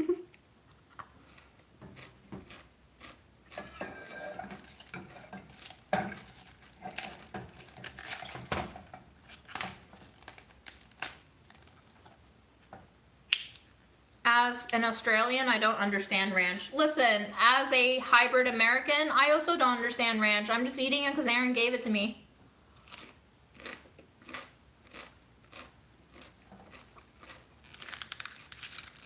I sometimes rewatch my own lives to like see what the video quality is, to see a particular part of my speech, to body check myself sometimes when I have body image issues. I'm just being totally transparent here.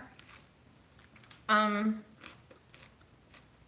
sometimes I think I honestly said some very interesting things that I just want to hear back, you know?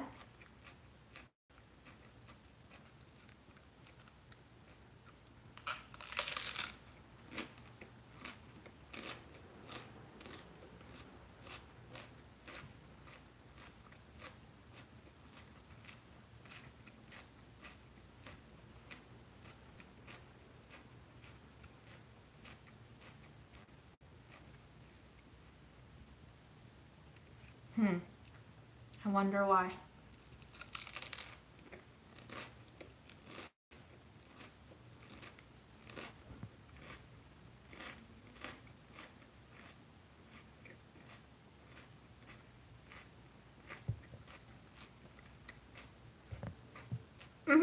Anna, I agree. Anna said, the act of correcting a mispronounced word spoken by someone that's not speaking native language is not necessarily rude. It's quite often a gesture of kindness and generosity without judgment. Totally, those instances do exist, but in particular on my YouTube comments, it did not read that way. It was very judgmental, and it was very blamey of like, why is she doing this? It's so annoying, it's unbearable.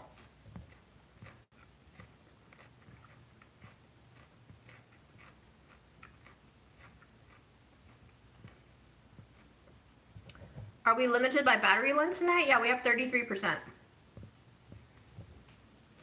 I'm eating cabbage, like round cabbage. So I guess it is a kind of lettuce.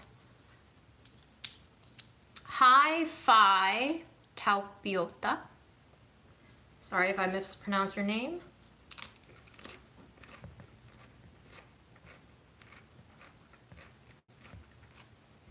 My laptop is still here.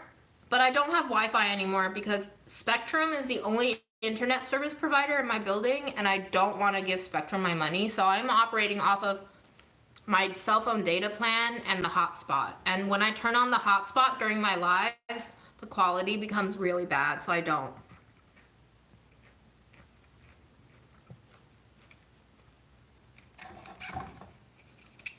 Oh my gosh. 1010 Jason just said, these lives are so unique, there's nothing else like it. You know, as an egomaniac, how much hearing that delights me, but y'all, is that actually real or is it fake news? Because you can't blow up my ego with fake news like that.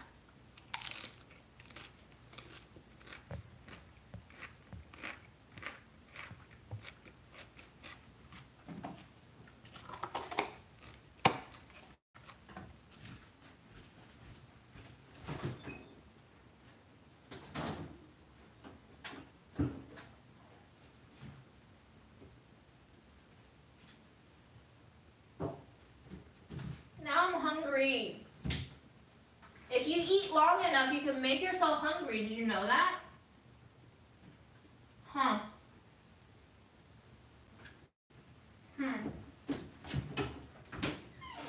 Huh.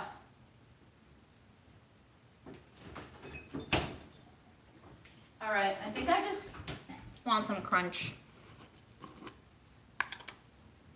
Ask. Yeah, some people do say axe. What's wrong with Spectrum? They're just the worst. Customer service wise, price gauging wise, monopoly wise.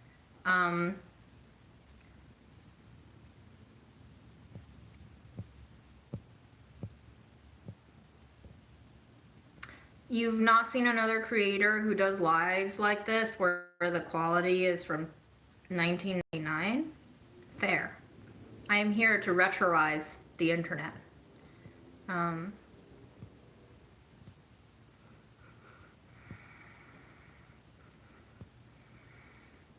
I should hope that we never reach world domination because that would by default change us into what we don't want to be.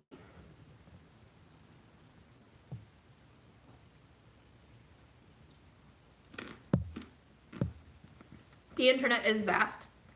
Young man, thank you for bringing my ego down. I truly appreciate it. You don't want to see me with an inflated ego. Like, you're already seeing me with an inflated ego. You don't want to see it pop.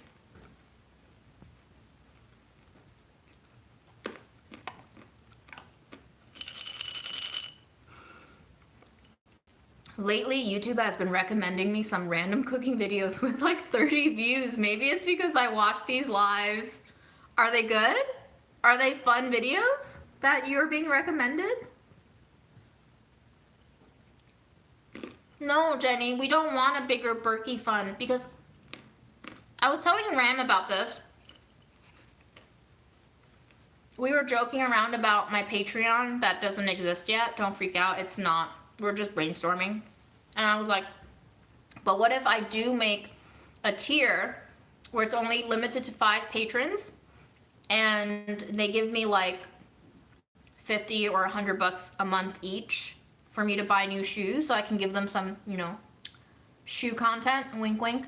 And I was like, but wait, I don't want that many pairs of shoes. Like, that's just, I don't need that many pairs of shoes. So it's like, why do I want more money? Again, this brings me back to the conversation that I was having yesterday with myself, aka y'all, about like upgrading the quality of the streams and potentially bringing in more viewers and then more ad revenue and more income. And some people were like, yeah, you need financial stability for when things go like insanely inflated. And I agree, but I also don't agree because I, again, don't want to live for the future. I'm living for the now right now because it, like, I think I'm traumatized from the way that mom lived her life. Mom always lived her life for the future.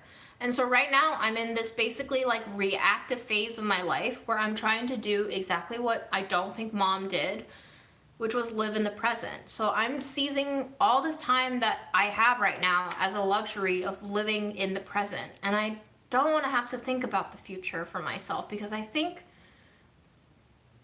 it was detrimental for mom to think that way. And I want to try something else. I want to try something different. See if it comes out any better.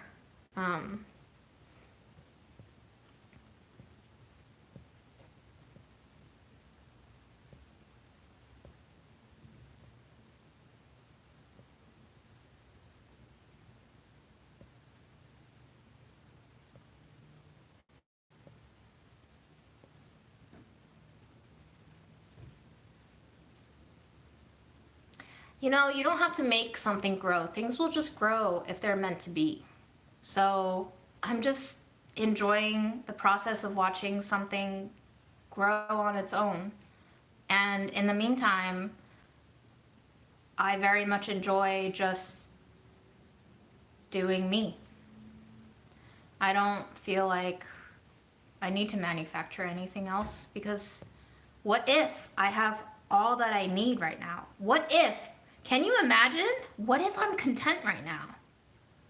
Like, what if I've reached existential orgasm? Have you ever reached existential orgasm? Have you ever been able to stay in existential orgasm? I just coined a new term, didn't I? Please, can somebody Google, in quotes, existential orgasm and see if somebody has coined that term?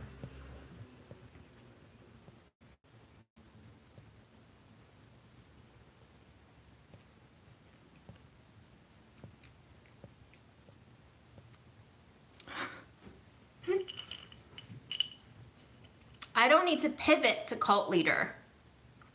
Maybe we're there.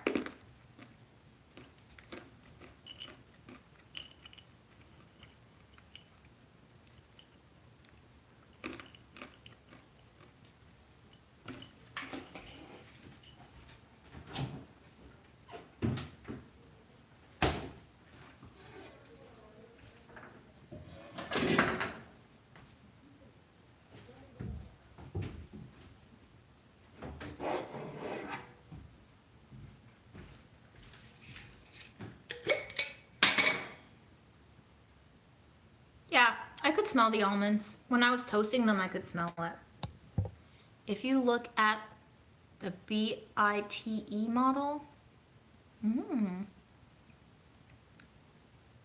I wonder what the cult leader is defined by.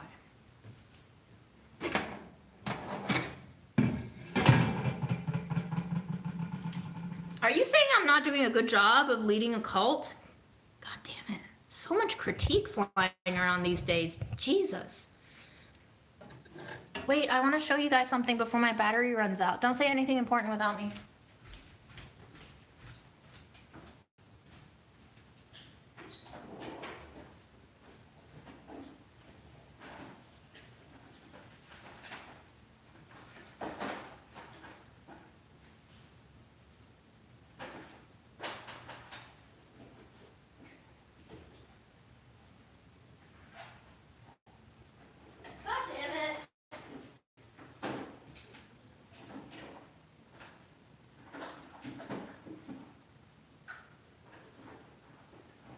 Damn it.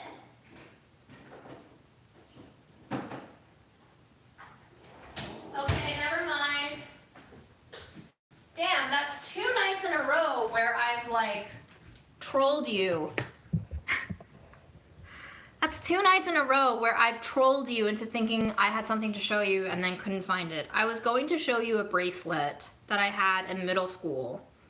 It was black and adjustable in length, and it had 4 metal cubes with WWJD 5 question mark. What would Jesus do? I might have actually given it away during cleaning mom's house out, aka probably just threw it on the lawn and hope somebody made away with it.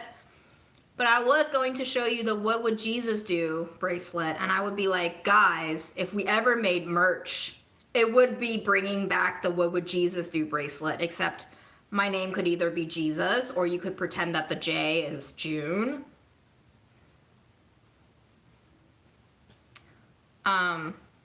Anyway, since I could not fulfill my promise of showing you that bracelet that I so wanted to show you, because I thought I could be quirky, but foiled yet again by my own stupidity and faulty memory, I will show you instead this music thing. It's not a box, because there's no box. It's like a naked music box. And sesame balls, like the fried ones with sesame on the outside, glutinous rice in the middle, and then sweetened things on the inside. No, I have not made those.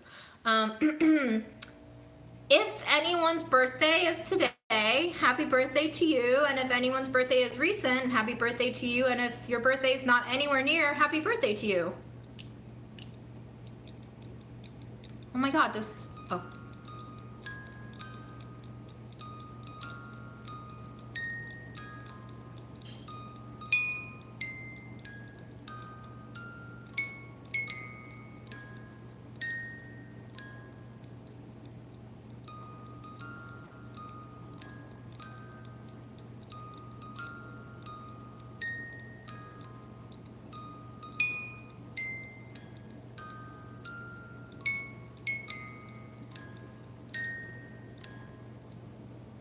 Happy birthday!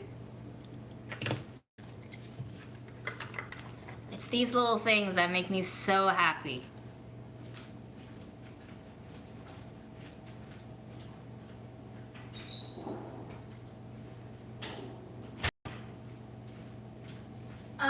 Okay, very quickly so I can use as tax write-offs, I'm going to show you my grocery haul from today. How desperate I am to evade taxes. A bag of 10-pound onions for $4, actually quite a deal, because onions are actually really insane.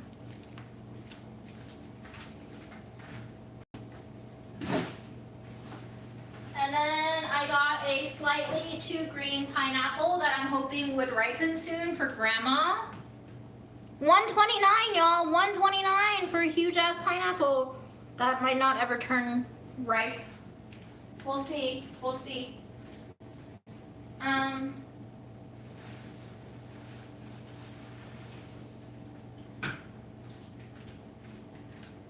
Loose garlic, I got 3 heads for like 70 something cents.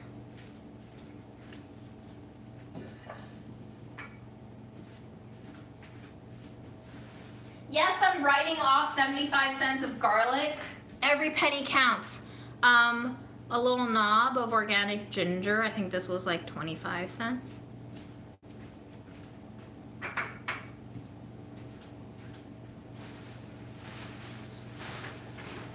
And then, because Grandma said she didn't want congee anymore, and I asked her, well, what do you want? She was like, fruit. I got a bag of mandarins for $3, and I got 2 of these Flavor Bomb Sunset Grapevine tomatoes for $2 each, so $4 total for these. Not a bad deal, I think. They tend to be really tasty. So we'll see. We'll see.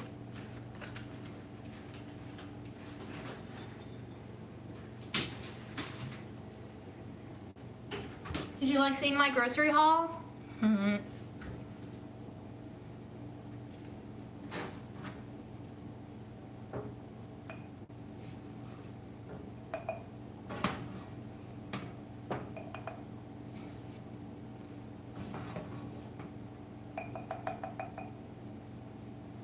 Oh, I'm really behind on the chat. Well, it's not showing me more.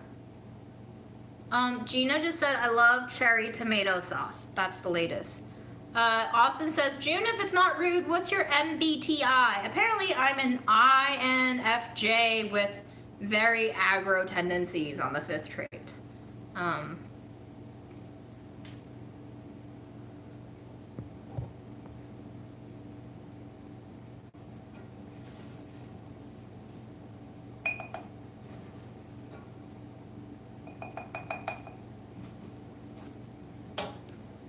Are y'all trying to match up RAM with me? Guys. Jenny, what do you mean you used to be an INFJ? Huh.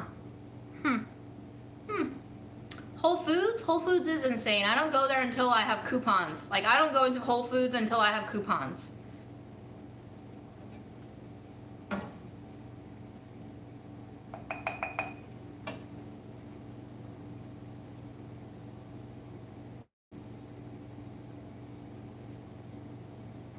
Apparently they say INFJ is the rarest one, but I see too many of you here.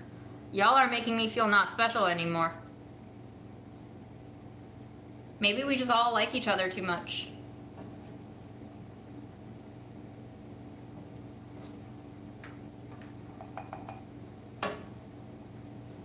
June is not a Chinese name, it's very much an English name. name is 9星, which means 9 stars.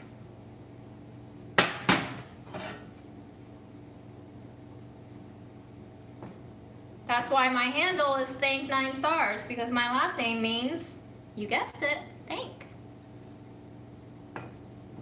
What the hell is an XNFJ? That's allowed? Huh.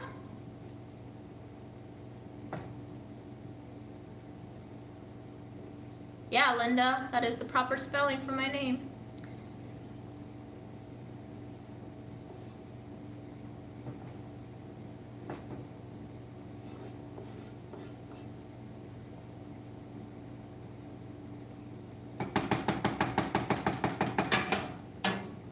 Yum.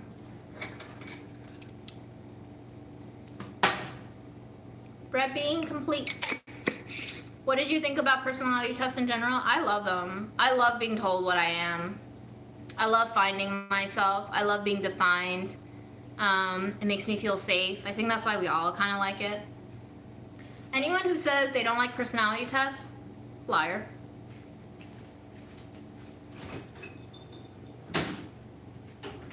Personality tests has that huge, like, submissive quality to it. It's like you get the results and you're like, yes, daddy.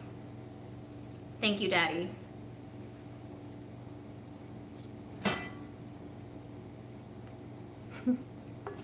I was weirded out by it, but you know,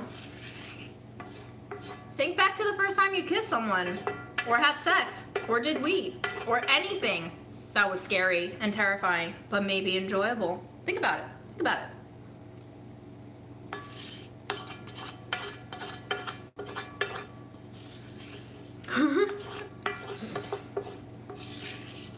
Maybe some of us just don't really have as staunch of a self-definition.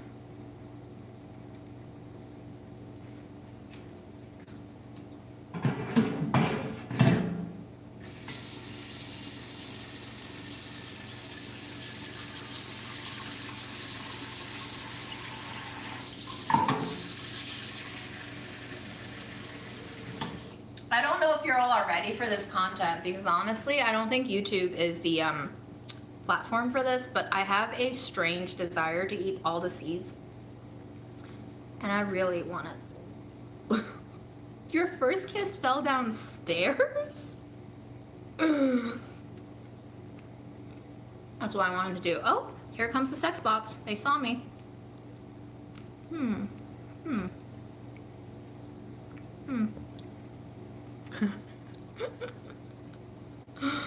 They were like, I heard you were gonna do something scandalous. Let us send in this website for your content.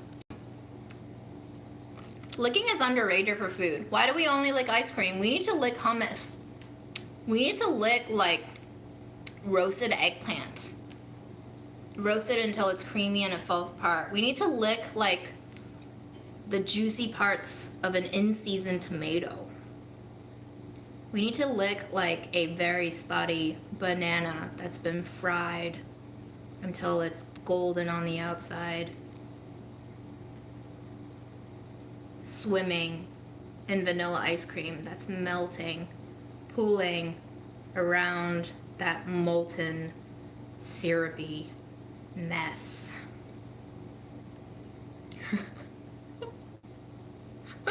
I love your first kiss story. Thank you for sharing that. June, what would your mom say about this dialogue? I would say thank God she's not fluent in English, and also thank God I guess she's dead. There you go. That's a dead mom joke. That's how you know I've come to my peace.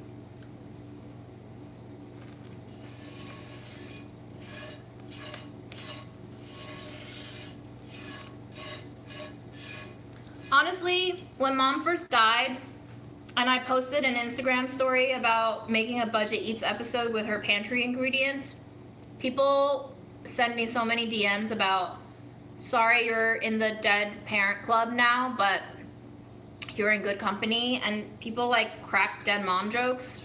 And I didn't hate them, but I also wasn't ready for them yet at that point, and it felt kind of weird to be like thinking about mom dying comically then, because I was still processing everything and nothing felt real yet. But I think being able to crack dead mom jokes is honestly a healthy part of healing.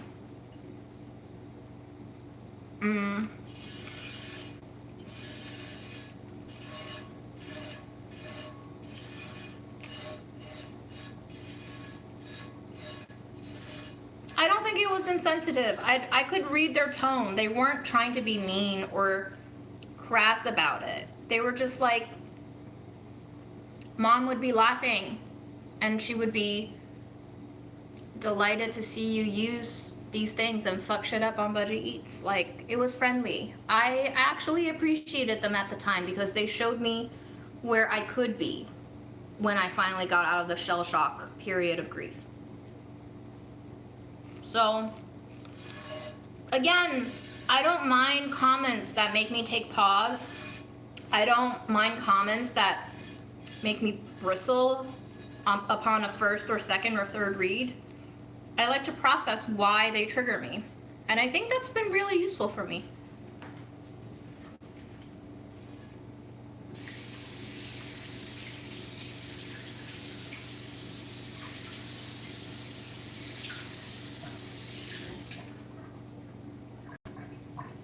At the end of the day,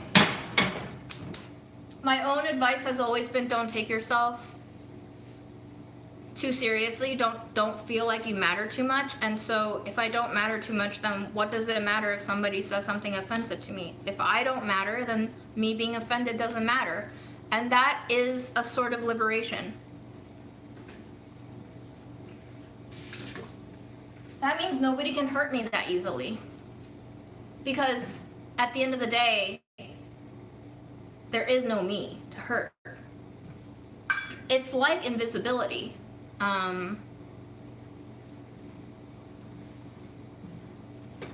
It's like a superpower I can give myself. Ironically, by losing myself. And I think that's like a huge tenet of Buddhism. You know, the no self, the empty self.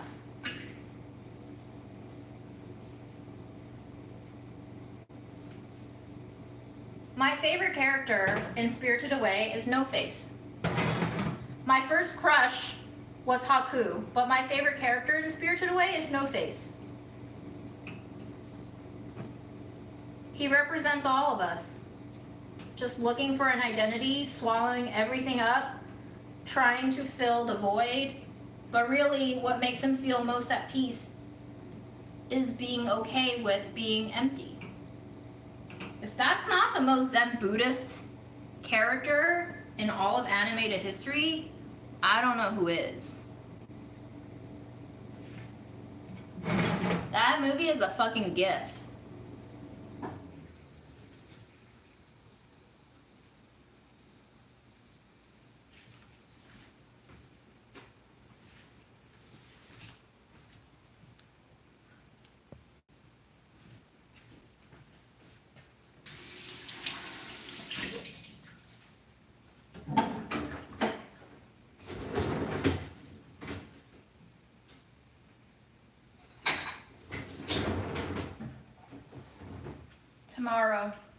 Tomorrow we shall run the dish. So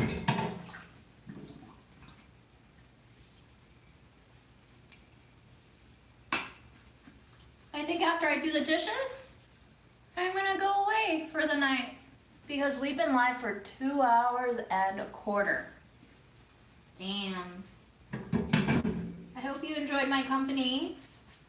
And Lily, I don't know if you're still here, but thank you once again for your generosity of both sharing your story and letting us weigh in, and for your gift to me, to us. And if you ever think that we can help with anything, let us know.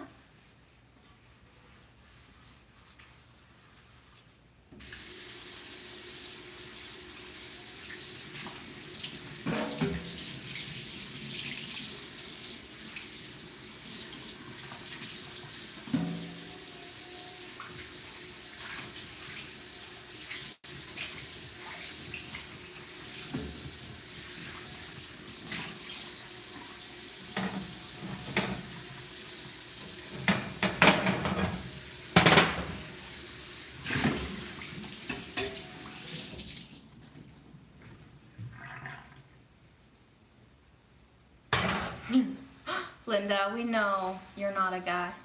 And we appreciate you saying that. It's like Linda's outro. Linda's not a guy. Heard chef, yes chef, not a guy.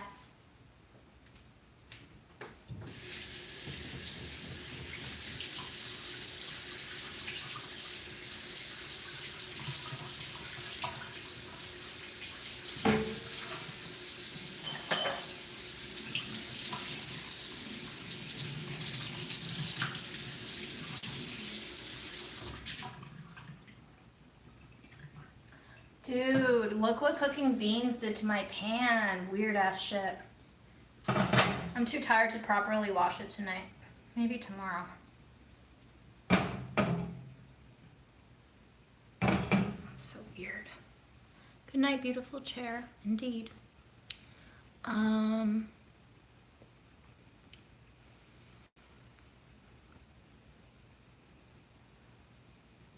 You don't gotta talk, Mustang. Happy to have you here. There's still 237 of you. What are you still doing here? I thought I said goodnight. We're gonna do one of those things where like nobody hangs up. No, you hang up first.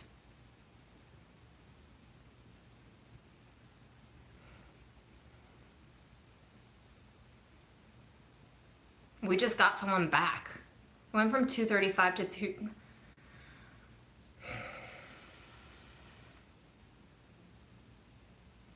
Happy birthday, Basilberry. I hope you enjoyed it. I hope you have a good rest of your birthday. Wow.